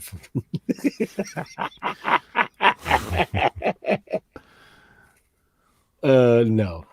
It's 8:15, 774. Which also wouldn't make any sense from a DNA perspective. There's no such thing. No, of course not. Check this out. This was a cool bottle opener I got a little while ago. Hold on a second. I'm trying to get this thing done. Hold on. That's worked. Okay. This will let me in. Let me in, 23andMe, you cunt.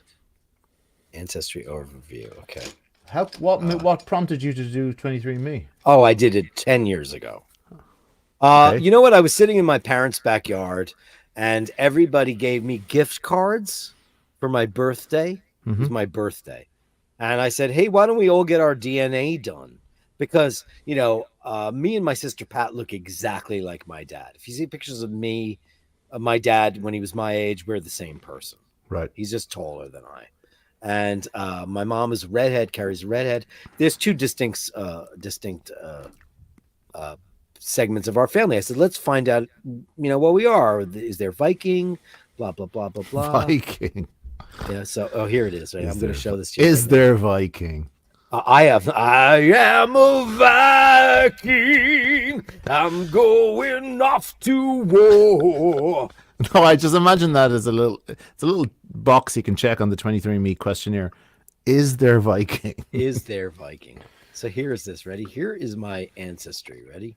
Can you see this? British and Irish, 99.6%. Right. Don't say they put British and Irish together. I have no British in me at all. Fuck off, I mean, motherfuckers. racial. These are racial. Look at the breakdowns, bottom, not though. cultural. 17.1%. Broadly Western Asian and North African. 0.2. So maybe a little Iraqi or Iranian in me somewhere. 17. There you go. Lebanese or Egyptian Or Palestinian. Palestinian. I mean, just ridiculous shit, but I thought that was funny. That's awesome. Why not? I mean, my 23andMe would be just Have you not done? just be a blank page. It would just say Irish. No, I haven't. No, I haven't done. No, Irish. There's there been no. Yeah, no. You've never done it. None of you. None No. of the O'Malleys have done it. No. Listen, I don't have any holes in my story. I'm not one of those sixth Right. generation Americans that have no fucking clue. Like, I know who my great grandparents are, and they're all from Ireland. Everybody's Irish. Yeah. There is no, I don't like, he was a Turk, or he was an Italian. Or that doesn't exist in our world. Right. Like, I know who everybody is. There's a million Americans who have absolutely no idea where they come from. Certainly, yeah. I mean, do you have people that came from elsewhere that you know about?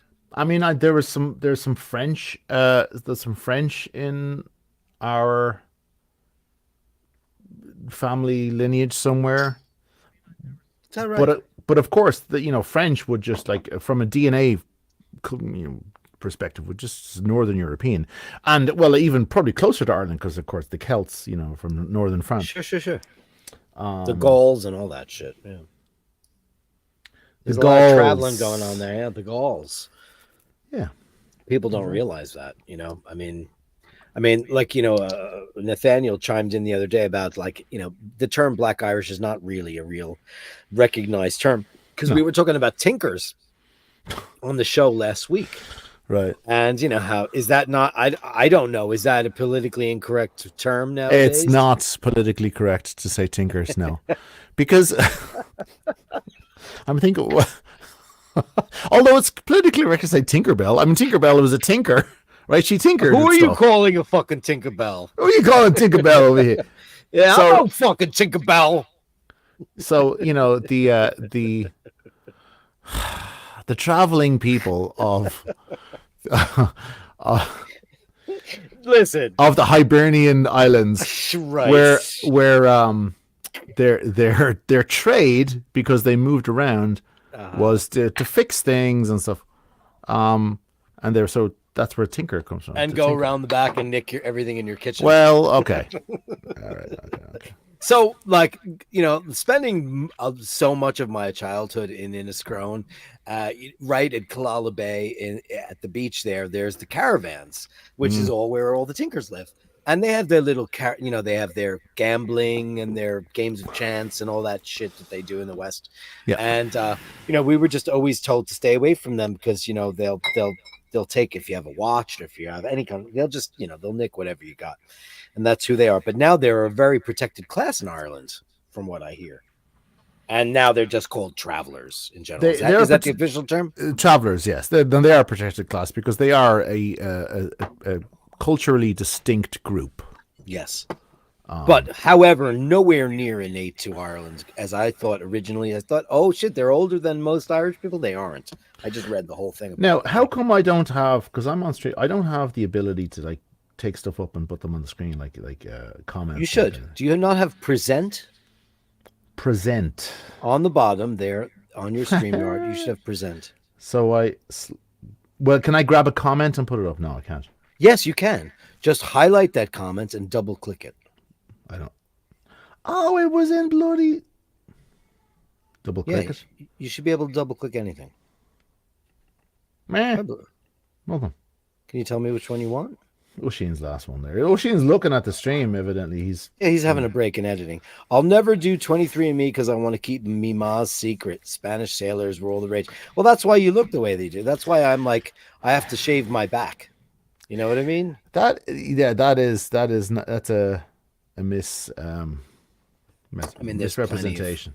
I mean, do you not think? I mean, the DNA had to come somewhere. Like my brother could not grow a mustache if he tried, and I could grow one for him in a day. You could grow one for him. Yeah, for him. Take it off and go. There you go. I could grow one for him in a day. I could grow a beard in probably a week. Easy. Yeah. I mean, my brother is just freckly. What and constitutes smooth. a beard, though? Is this a? You... No, I mean, you guys are hirsute enough. You are. Yeah, no, absolutely. No, just like you grow a beard a week, like. No, but I'm just saying, for a full beard, it probably takes me about 2 weeks, probably for a full one. If I shave tomorrow, probably in 2 weeks I have a full one. But my brother probably can't grow. I don't know if he can grow one at all. He's got like little nothing. Oh, yeah? He's so smooth and freckly. My father did not have a single hair on his body. And believe me, I had to bathe him in his elderly years. So I don't know where the Sicilian in me came from. I don't know. But Where the Sicilian came from. You know what I mean? Where I like why I'm such a hairy bastard. I don't know where that came from. Obviously, I look like my dad. Like we're feature-wise, we're the same. And my mother's a freckly redhead, so I don't know. I don't know where it came from, but it's a weird thing. My father used to say to me, "What? Where did you come from?" I said, "I look exactly like you." He goes, "Yeah," but he said, "You look like me, but a pizza maker."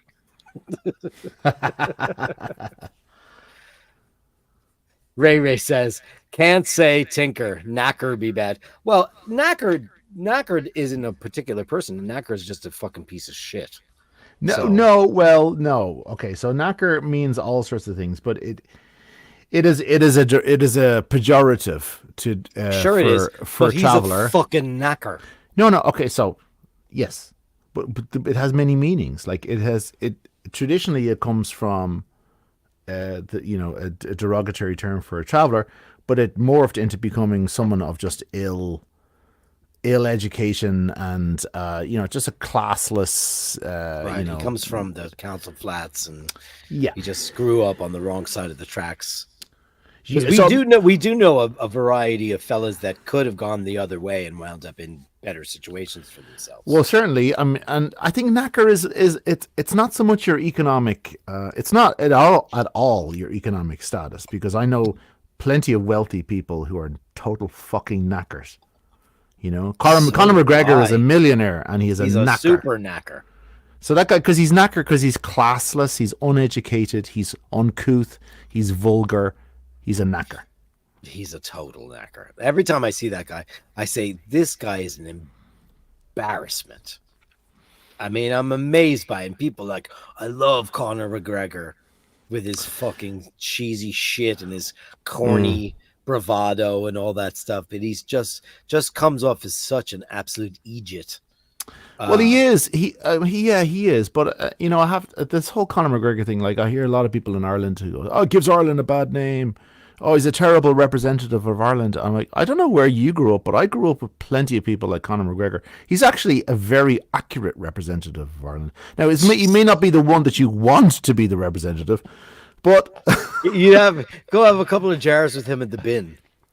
I know. I grew up with.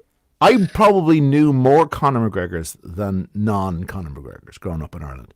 So, in fact, he's perfectly representative. Now, you can say that that's not a good thing, that you don't like that, but it is what it is. Is that true? And the term knacker derives from an Irish term for someone who broke down horses for meat. It may very well be. It sounds nasty, Kieran. I mean, so you're a vegetarian. I'm gonna scandalize you. I've eaten horse. Fine. I've eaten camel. Oh, when you were on tour. I've eaten ant larva. Ant larva? Yeah, it's called Mexican. In Mexico, they call it Mexican caviar. It's giant ant larvae. Big eggs, ant eggs, giant ant eggs. It's just, and they're fried. I'm fine with eggs because eggs are not people. Unlike what most Republicans think, eggs are not people. Eggs are not people, no. Well, certainly the ones we eat because they're not fertilized. Because they're not fertilized, right? So, camel, where did you have that? Were you in your in Italy? In Italy, they eat everything. They eat cavallo, camello. They eat everything in Italy. Seriously. There's no meat goes uneaten. Particularly like because in the countryside of Italy, it's a very, these are very, very rural places. Right. And traditionally very underprivileged places, Sure. Yeah. They eat everything. Well, of course. Camel, yeah, I've had, it was definitely in Italy. I don't remember why I would have had camel in Italy, because there's no camels in Italy. Where do you get a camel? Yeah. I could see if you were like in Dubai, but you were living in the slave quarters. Oh, though they probably feed those poor unfortunate people dog food. They probably do. I've been to Dubai a few times. I don't think I've ever had camel. Yeah, because you're probably having caviar because you're staying at 5-star hotels or you stayed in a 7-star hotel in Dubai. The 7-star hotel, yes. Yeah. And now I just heard they have an 11-star hotel. I mean, I don't know what that means. What does that mean? You get a colonoscopy while you're there? I'm sorry, but hold on. Yeah, 11 stars. Like, what made you stop at 11? Like, just keep going. Whatever. 5 stars. I've stayed at 7-star hotel in Dubai. I stayed at a 6-star hotel in Thailand. It's the only includes the shemales, the trannies. It did, yeah. I'm sure. It's the only 6-star hotel inside an urban area. It was right in the Bangkok. But I'm like, why is that a 6-star hotel? Why not just a 5-star hotel? What's the difference?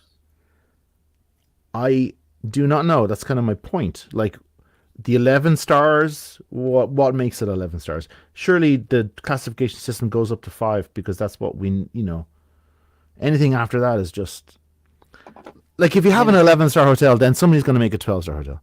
Then right, somebody has to come in and bring you just gold dust and go, What the fuck? What else would constitute but- 11 stars? Captain Kirk says Connor is a mental patient. His suits are too tight. Nathaniel Hanna for $4.99 wants to know what a langer is. It's a A dick. langer. It's a penis, isn't it? Yeah. Yeah. Oh, John Doe says it's a penis. Okay, yeah. Oh, here you go. A langer, a form of banishment. I don't know that one. Is that true? No, I don't know. I mean, you have a real Irishman right to my right, fellas and ladies. So A real Irishman. a real Irishman, so he'll know what all the jargon is, right? That they say at the bin. And that's Oh, the bin's opening up again. I heard it's open. And it's open. Your ma told me, and I went online to see what its hours were, and it's back in operation. I sent you a photo last time I was there of the door that was all You bolted up. did? And I was like, oh, like, listen, their local is just a local bar, and it is a bit shite. It's not some cozy, beautiful little snuggy Irishy place. It's kind of like this weird thing where they have like margarita machines, and I mean, They it's had a margarita machine? The last time I was there, they had a margarita machine. No, when I was growing up, they didn't. You know what a margarita No, was. when you were growing up, they didn't. Can I have a But now- margarita, please? Who is that? Yeah, She's not here today. she's not here. Right. I heard she's a whore. Yeah. That's your wife. So like, because it's a little bit of embarrassment of a town, so they make fun of this place. But we went in there and we had the best time ever. I've only ever been in there the one time, and I thought it was, you know, it's not culturally very Irish in any way, shape, or form. It's a bar in a parking lot. Well, again, there you go. It's not culturally Irish. It is. That is Irish culture. That's the thing. We think, you know, listen, and this is not a uniquely Irish perspective. either. Look at the This- screen. Yes, it is, Kieran. How'd you know that?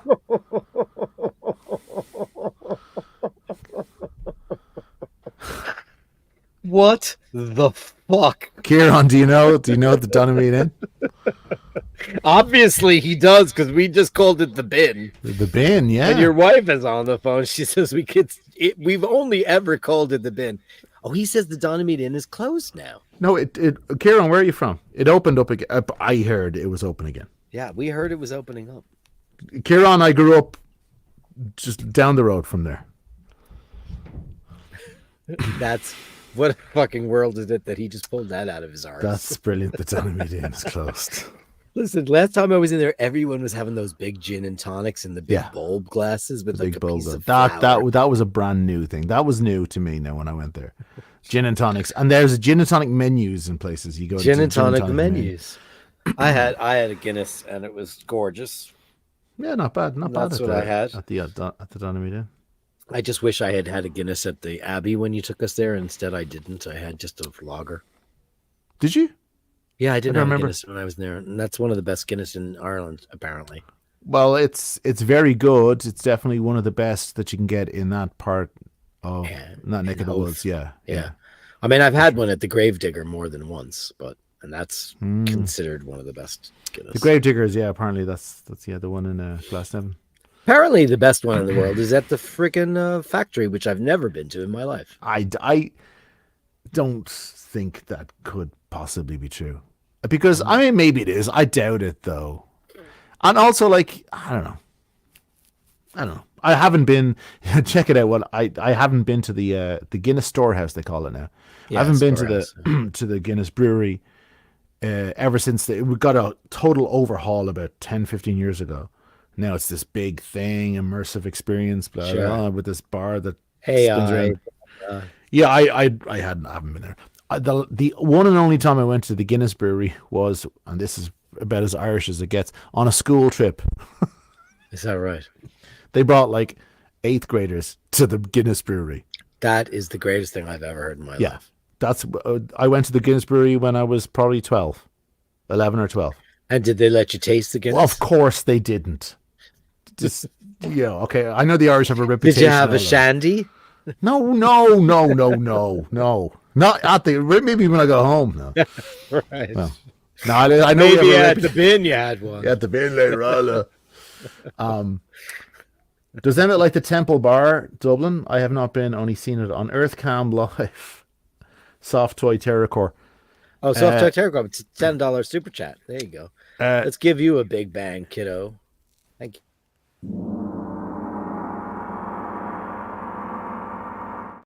I tell you what, Soft Toy Terracore. Sorry, go ahead. God, no, isn't that the greatest name for a band? It's awesome. Soft Toy Terracore. It's excellent. It's amazing. STTC. The Temple Bar is actually it has turned into, you know, Disneyland. That whole area is Disneyland. But the Temple Bar, the area, is named after this one pub that has been there forever called the Temple Bar. When I was growing up, it was a tiny little place. It was literally just like you walked in the doors. It was very small. Yeah. Now it was it's a dangerous part of town when I was a little boy, because no one went to Temple Bar when I was a kid. Yeah, it was just kind of warehouses, and our Uncle Mick said we would not go there. It was just kind of derelict. Yeah. When I was a kid, there were only a few places. There was the Temple Bar, and then the Palace Bar, which is a little further up near Westmoreland Street. And then there was this restaurant called the Badass Cafe, which is still there, actually. And that was, Sinead O'Connor worked there, you know, years ago. Anyway, whatever. The Temple Bar is a pub that the whole area is named after. Or maybe it's named after I don't know. No, that part of town is the Temple Bar, isn't it? I know, but that part of town is called has only been called Temple Bar for maybe 20 or so years. It wasn't really called Temple Bar when I was growing up. Oh, not what really. Was it called? I don't really know what the name of that particular area was, but it wasn't. The Temple Bar became a name for that area a little later on. Correct me if I'm wrong, Oisin, but I think I'm right. In my memory, I just have my Uncle Mick saying, because they were always on a pub crawl. My father and my Uncle Mick, they were the worst.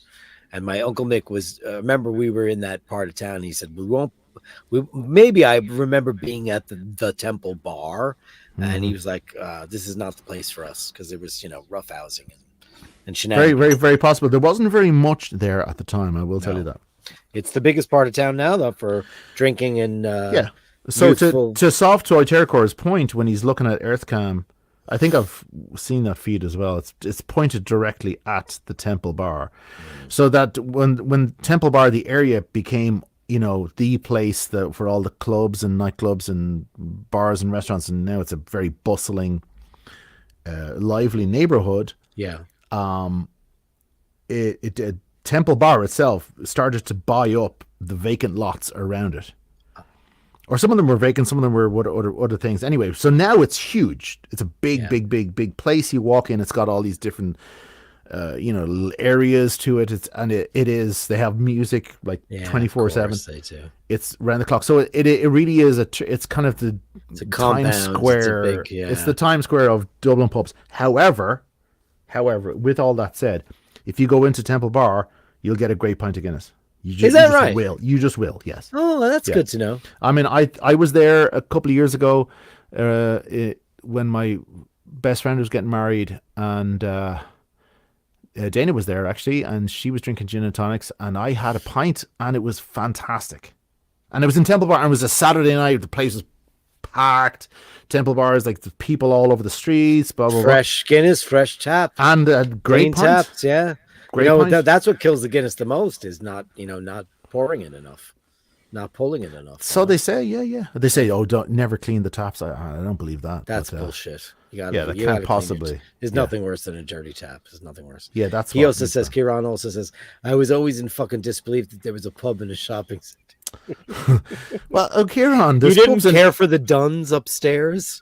Kieran, there's pubs in every shopping center in Ireland. For God's sake, go any shopping center is a pub. It has to be. That's the best part of the Donamedan was after you're through with Duns, you go and have a pint at the bin. Yeah, for sure. Emmett Shag Daddy wants to know what's your favorite non-expensive tequila. He likes a lot of tequila. This guy. Non-expensive tequila. You have to go for stuff that's additive free. So all of the main what you might call high-end distilleries, which is sort of a misnomer. They're not really high-end. They're just real distilleries, that don't manipulate their product very much. They all have an entry level tequila that they sell, and Sure. like one that you can get that you probably cost the same amount as frickin' Don Jose Cuervo or some crap like that. Oof, that's not even real tequila. No, it's made not. with No, tequila. it doesn't even say agave. It says made with tequila. Anyway, as Arete is very good. Arete. Arete. Oh. They have a few tiers. They make some very, very, very high end stuff, and it's a very old, well established distillery in Jalisco. It's been there forever, and there's a master distiller. He's been whatever. Anyway, Arete is a very good one. You probably get a bottle for like $20, and it's very, very decent. There's no additives. There's additive free. That's the one thing I would say to anybody, most of all when choosing a tequila, is it doesn't really matter añejo, reposado, whatever. What the bottle looks like, it's painted. Is it additive free? Do you drink Blanco at all? I drink mostly Blanco. Oh, you do? Yeah, I don't really go for the añejos and stuff anymore. Okay. Yeah, that for me, añejos, and particularly like the extra añejos that cost $200. Yeah, sure. It's expensive. That's sort of it's very sweet, and it's kind of like a gateway drug to tequila because it kind of gets you used to the taste of tequila, but it's very, very covered in all of the stuff that goes along with aging something that long. In Mexico, the purists say that they don't even drink reposado, because they say that an agave takes 12 years to mature before you can harvest it for tequila, even though they harvest younger agaves for mass production. So they say it's already aged. It's been aged in the ground for 12 years. So when it comes out and it's that pure Blanco, that's a tequila in its essence. Who's because I was in the tequila business for years, but I never drunk it ever. But I sold a shitload of it for years, and I over the years, like curating and knowing what you like, obviously, what would be your go-to Blanco off the shelf? It depends on what you want to spend. Regardless of price. If you like, if you had to say, hey, I've got every brand of tequila in my cellar, and you said, Dirk, go grab me a bottle of that, what would you want? Of Blanco, any of the really good distilleries, they all make excellent Blancos, excellent Reposados, excellent Añejos. It's the same tequila. It's just so my favorite tequilas are Ocho. Yeah. This is also a good way for me to weed out what he doesn't want for gifts. Oh, the thing is, so the big famous ones, Casamigos. Casamigos to me has always been George Clooney's tequila, so I've never thought of that. That's why, I would go for Casa Dragones over that, because that's does that not taste better, or does Casa Dragones tastes better than Casamigos? Absolutely does. Okay. But that stuff is not additive free. They manipulate that stuff. Oh. Yeah. Hold on, let me make YouTube face. It's excellently made. It's very good. It's high end. All you want, blah blah blah blah. But when it comes down to it, they manipulate it for the American palate. That's what this whole thing. What is additives for. are in it? What do they do? In Casa Dragones, yeah, I think I'm pretty sure they add some citrus for sure. Shit. It tastes to me like they might add some grapefruit. Grapefruit. Yeah, or something like that. Some citrus like grapefruit. That's what it tastes like to me. I'll never know if I gift you liquor because I'll never drink it, so I don't know. No, that's not to say I won't drink Casa Dragones. I love, I like it's again, it's extremely well made tequila, but they do these things so they can get an edge in the market, because it's just a plain agave forward tasting Blanco is not sexy for the American market. You know, that's why everything has to have this like painted bottle, and it's got to be sweet. I know. It's got to be same with extra champagne. new. It's got to be all this. Why does everybody thing buy Veuve Clicquot for the yellow label, which is like, for the? I don't want Veuve Clicquot. I love a great champagne, and I'm not drinking that. I've had a bottle in my refrigerator probably for 5 years. That's the one that you broke open with Dana, no? Oh, did I finally break it open? You I don't did. even You said know. it was in the back of your fridge, and Forever, because like she says she cooks. I've cooked with champagne. sure. I just, I'm funny about that stuff too. It's like all the liquor in my house. I have so much liquor in my house, and nobody drinks it. Paul likes scotch. You guys like scotch. Yeah. You guys like whiskeys.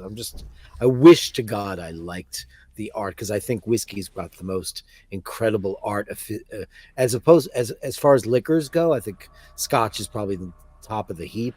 There's so much amazing stuff. I'd love to go to Isla, and I'd love to go. there's a. I just on the plane last week. There's a documentary out about Isla. Yeah. What's it called? I'd love to go there. It's a brand new documentary. Is it? Shag Daddy said, Arete is in my cart. Muchas gracias. Oh, You're welcome, yeah. dude. Yeah, well, Patrick is a drinker of epic proportions, but he has, like most of us, he has gotten to the point where he's, father and a respectable citizen. He has dragged it down to just the very best in very short amounts of time. So he's always looking for great stuff. He used to hang around with a bunch of people that used to drink way heavier than he did. And he's an amazing fucker. You know him very well. You guys, you've hung out with Patrick. Yes. Yeah, amazing. Because he was in the studio and Mr. North were doing shit back in the day. You guys were doing Fear and Desire, I believe. That sounds about right, I think. Yeah. I was doing my solo record at Mission, and Ada was playing drums on my record. And then you guys were like just starting Fear and Desire, I think. What year did Fear and Desire come out? Oh, 7. Yeah, so that would have been right. Because I did drums on mine in 2006. And did you guys work at Mission at all? That was a great spot, man. Mission. Which one was that? His daughter, the guy that runs Mission, his daughter is a big pop star now called Princess something or other. Oh, yeah. His daughter sold at Madison Square Garden. What is his name? Mission Sound. I think, yeah, we did track at Mission Sound. That's definitely familiar. Sounds familiar. The Giants 19. He bought his console from George Martin.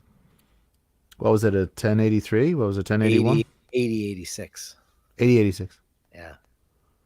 Yeah. He got it from Abbey Road, and then it went to Air, and then George Martin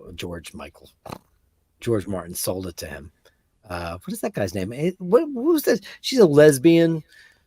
She's like, they, them artist. They, them. You gotta Google they, them. Princess. Because, with the fucking King Princess. Do you know King Princess? Oh, King Princess. Yes. Yeah. So the guy that owns Mission Sound, his daughter is King Princess. She was on SNL. What did you make of that girl on SNL last week? Is that the link that Oisin sent? Yes. Yeah, I've seen her before. Beckett is a big fan. Oh, okay. She's okay. I mean, she doesn't really stand out from the crowd for me at all. I liked her band. Oh, her band are killer, yeah. Band are killer. Her, I was just like, oh, wow, she's so lucky to be there. It's very... And she's not even all that attractive either, I don't think. As a gay dude, just looking at visage. Yeah, she just... Like, I don't know. I mean, whatever. I don't... Yeah, just her music or her songs. None of the songs are particularly impressive. That bass player was kicking my ass, though. And that the flams and the triplets, the guy was... Yeah, the band are killer, yeah. It's amazing. That's all. I mean, it's nice that she has a band. That's my cool. sister shows up and she goes, Nick Whitaker. Who's Nick Whitaker, Carrie? No idea. Oh, who owned Mission? No, that's not him. I forget the guy's name. Oliver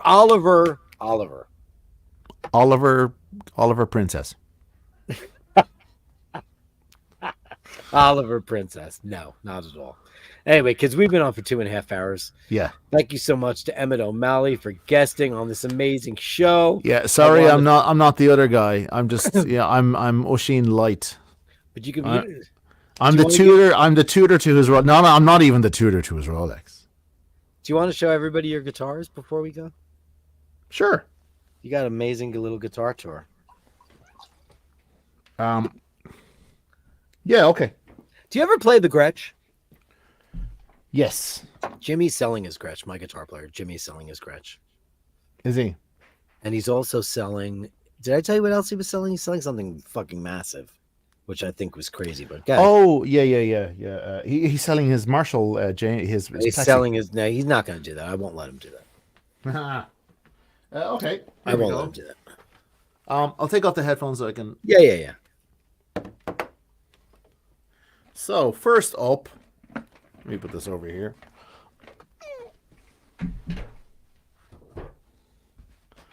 This is a Les Paul Standard. Jesus Christ. Tobacco Sunburst, baby. This I use this a lot. This gets a lot of use. It's a go-to. Yeah. For sure. Gibson Les Paul Standard, probably a better guitar has never been made, honestly, in my opinion. Hasn't. Gibson Standards, Les Paul Standard. There's customs, there's traditionals, there's blah blah, there's all of them. But Classic. Standard is Deluxe.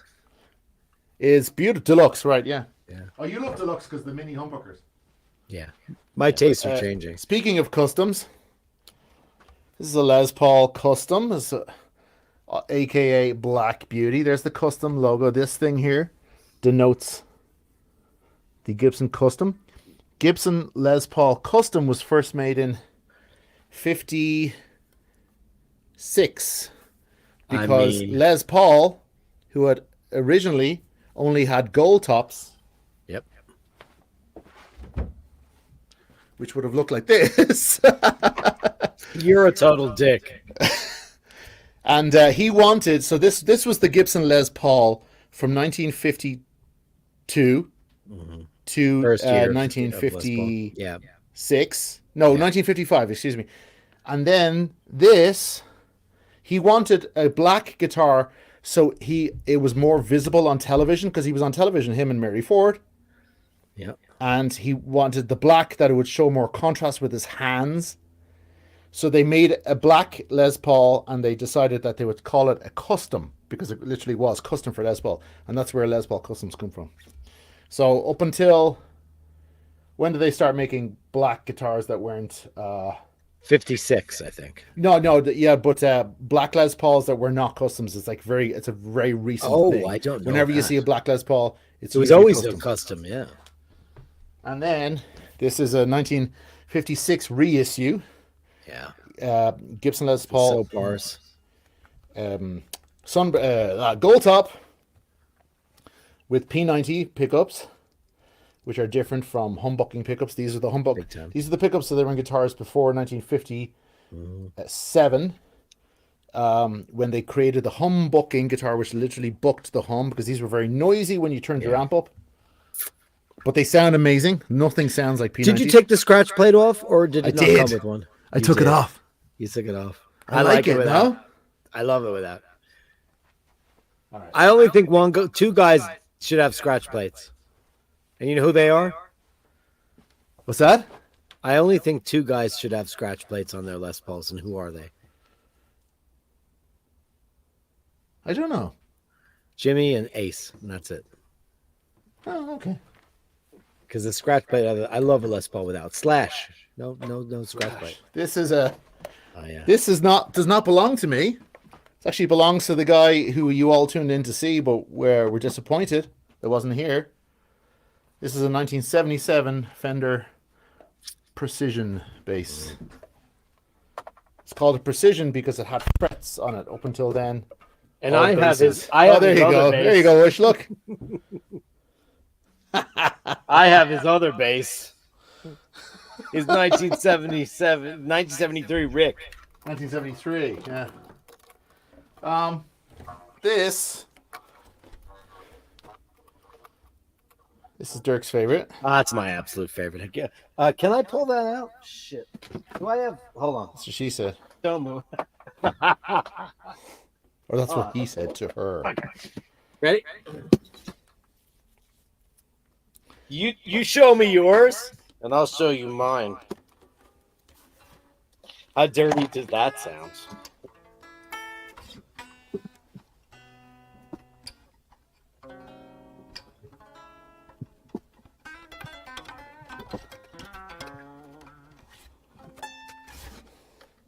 Oh, look at that. Whoop. Let that go. Look at that. God, Beautiful. she's so yellowed. Dude, it's in good shape. Of course, you keep it in the case, right? Dude, I baby this beast Yeah. like there's no tomorrow. So that is a 1989, 89. She just had her 80. 35th birthday. and this is a 1993. 93. Yeah, 93. Gibson Howard Roberts Fusion. And I have this because I walked into a bar unsuspectingly in like 99 or 2000, and I saw this guy with that guitar, and I said, how out of tune is this? Well, that's out. He must be a Rush fan. And it turns out he was, and that's why he had one. And like a couple of months later, I got this on eBay, and I got this for $800. That's crazy. Isn't that crazy? She's beautiful. I never take her out of her kiss.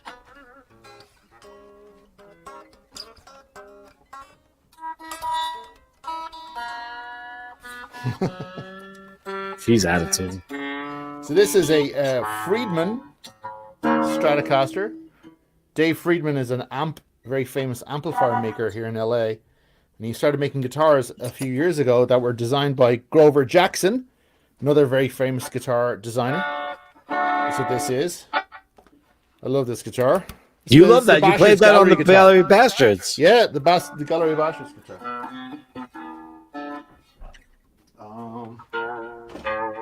This. This beautiful thing. That's beautiful too. Oh, I know. No, Look at this beautiful wanna Gretchen line. fall in love with you. Actually made in Korea. Mine's made in Korea too. I have a Gretsch that's made in Korea. Oh no, mine's made in Japan. Oh, it's made in Japan. Oh, okay. Yeah, But they are an American company they are. They're from New Brooklyn York, company. actually. Brooklyn.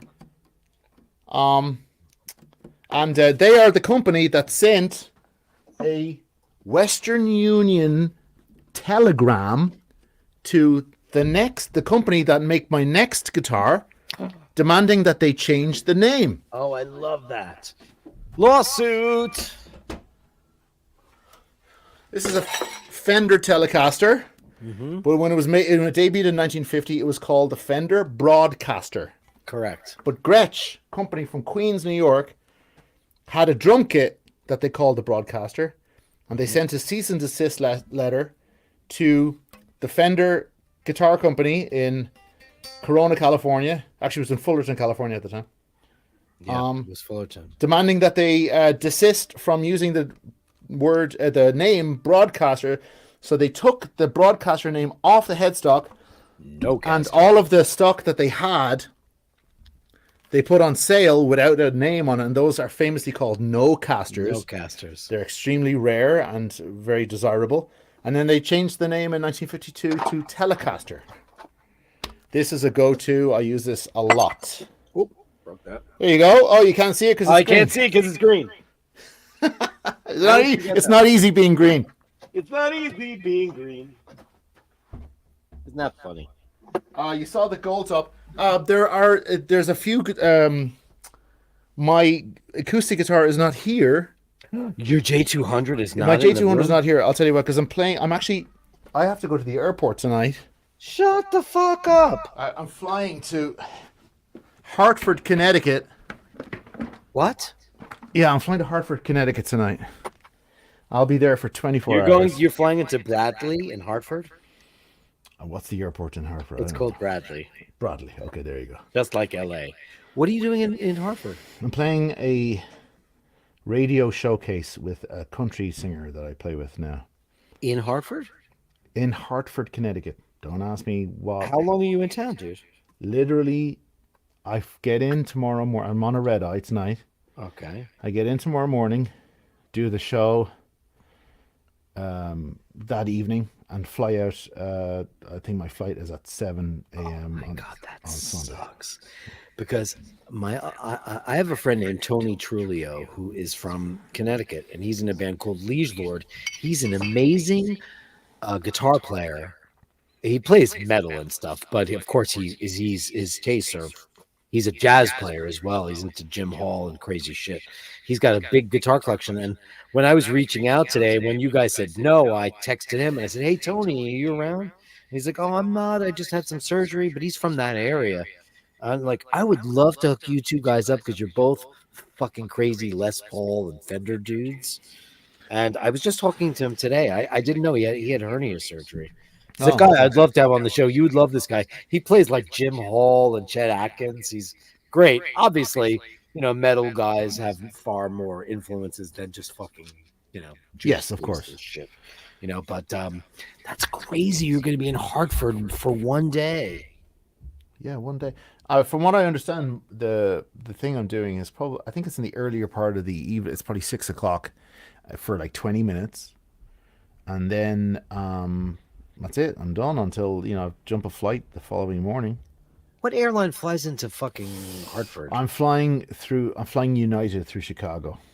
Oh my God. But I'm flying American. Yeah, so I have to get on my flight tonight is at 11:59 p.m. It's 1 minute to midnight.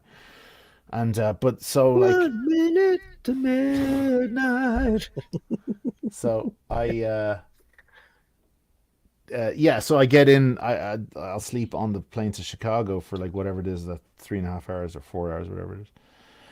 Then a short layover in Chicago, and then another United flight to Hartford. But I think on my coming back, I'm on American through Philadelphia.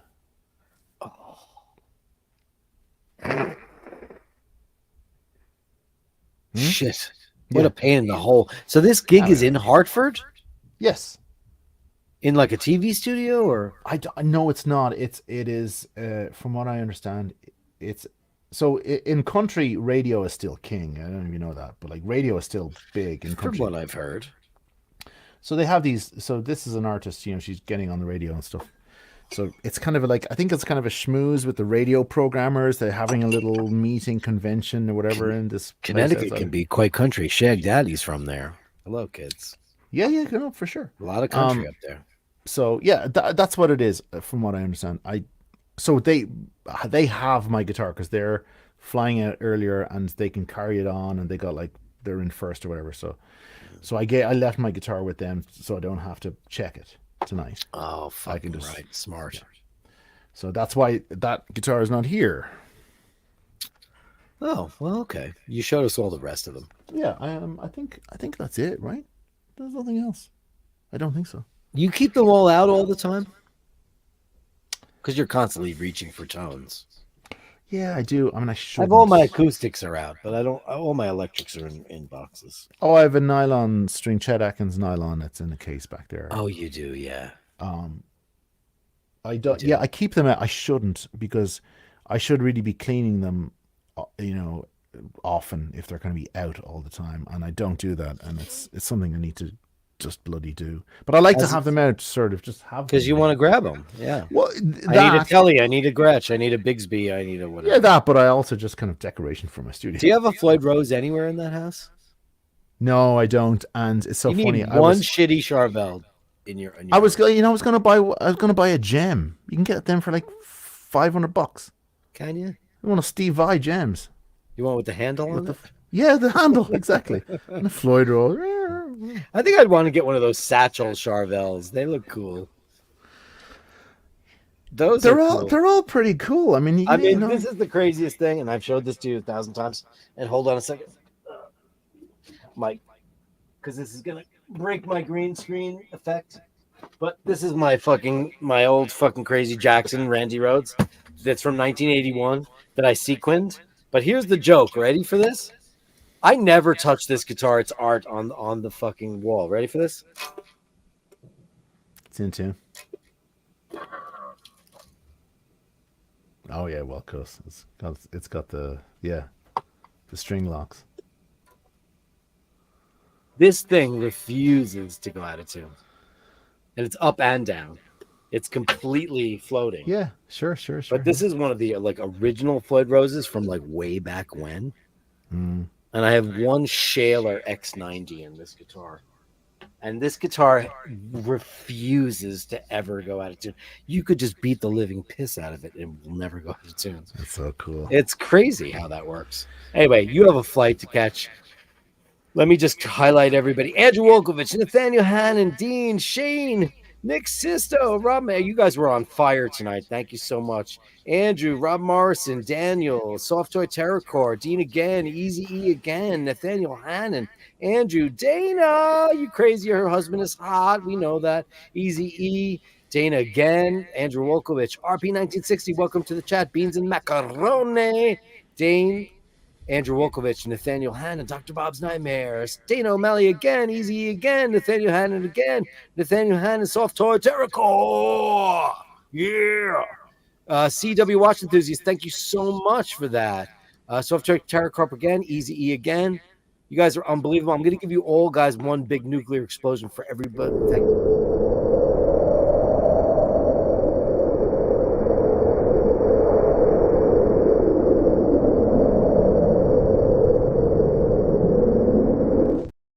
I don't think I know the words to Lola. The Easy E was like, do you know the words to Lola? I was like, met you in the club down in Soho, where you drank all night, and you look us like Coca-Cola. Cherry cola. Oh, cherry cola. I saw the Kinks live on the tour where they did their live album at St. John's University, and they were fucking amazing. It's amazing. I'm going to give you guys a little taste of Emmett's genius songwriting and my brilliant metal singing, motherfuckers. Yeah. This is The gallery of bastards, send me the shots, the sublime, the absurd. The gallery of bastards, you share them with me, and I share with the world. a lot of fun stuff. Emmett, you have a great show and have a safe flight tonight. Thank you, man. Thank you so much for subbing for your brother, because like I had no idea, because I was just like, oh, I posted it last night. Dirk and Oisin uncensored, because that's my new thing. But the gang loves when you come in and bring your music. I should be doing this, right? Oh yeah, what are you showing off? Your sub? I'm wearing my Speedy tonight. Because obviously we've learned that the iBashers don't give a fuck about me when I talk about watches anymore. They couldn't give a flying fuck. I went off on like 3, 2, 1s, and they were just like, my viewership just went way down. And it's like, I'm like, kitty cats and Les Pauls, and it's like, oh, you're talking about like some guy you met in Forest Hills in 1982. In the forest. Forest Hills. In Forest Hills, not Forest Hills. Forest. People who say Forest Hills, I want to punch them as hard. I want to flatten every knuckle and get as much real estate on their face. Forest Hills. They're like, oh yeah, I live in Forest Hills. Here's a word for you. You lived in Queens for a long time. Kissena Boulevard. What word is that? So spell it again, sorry. Kissena Boulevard. Oh. Is that seen it on the LIE? Is that Kissena? No. Right. That's what the kids are saying now. It's Casino Boulevard. Casina. Right. It makes no sense, but the kids are like, yo, Kissena. I'm like, it's Casino. Like, no, you're wrong. I'm like, fuck you. I'm from Queens. I mean, listen, I lived in Queens, but my ventures into Deep Queens Deep Queens is a different animal. You were in Long Island. Like, I wouldn't go any further than Sunnyside. Who's the deepest Queens person you know? Paul Stipkovich. It's Whitestone, right? Fucking Whitestone, dude. Is that the deepest? Dude, that's mint.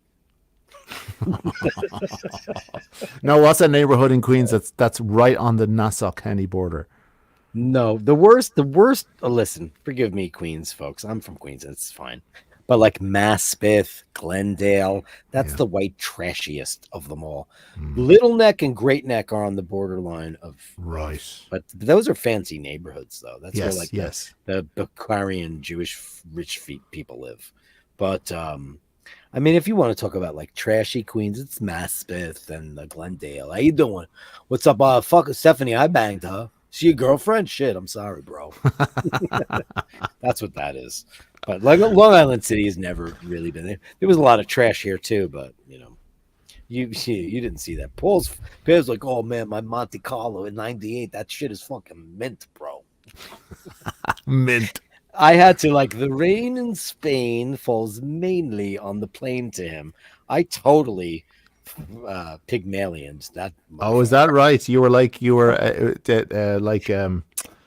my God, Hepburn. Rex Harrison? Yeah, yeah. I'm not kidding. He was like, you know, 33rd and 3rd and shit. You know what I'm saying? Up over there. We're over there by the, you know what I'm saying? He did which I thought was kind of cute and hot Sure. back in the day. Paul is No, cute and hot. He doesn't do that at all now, but I'm like, thanks to me. The rain in Spain falls mainly on the plain. You are the Pygmalion. What was the name of that musical? My Fair Lady. My right? Fair Lady, that's it. Yeah, My Right. Fair And what Lady. was his name? Mr. Rex Harrison was I don't even remember. And she had the worst. Audrey Hepburn had the worst Cockney accent of all. Jesus. Second only to Dick Van Dyke. In The worst ever. Well, she was Swiss, correct? Audrey Hepburn was Swiss. Isn't she Swiss? Oh, I don't. You're asking me. You're the Gay. Yeah, you're the New York gay. You're the gay. Like, isn't Higgins, like breakfast? Henry Higgins. Sorry, Henry Higgins and Henry Higgins. Henry Higgins. You're getting that from Christopher Guest. Henry Higgins. She's Swiss, right? Isn't she not Swiss? My sister knows everything about everybody. Is she not Swiss? Come on. She says no. I thought she was Swiss. Anyway, Port Authority, the last super chat of the night, 199 goes, why did Mr. North fold? Was it Oisin's fault? Let's start a rumor. Yes, it was. There you go. Yeah, it was all his fault. It was completely and entirely. Right. Kerry says she's Anglo-Belgian. I'll buy that. Belgian. Anyway, gang, beautiful people. Emmett O'Malley, thank you so much for guesting on the show tonight. What a beautiful thing. Thank you for all your beautiful pleasures. Remember to hold the door open. Remember to say please and thank you. Always remember that when you encounter unkindness, you can't always know what that person's going through. They could be having a bad day, or maybe they're just a fucking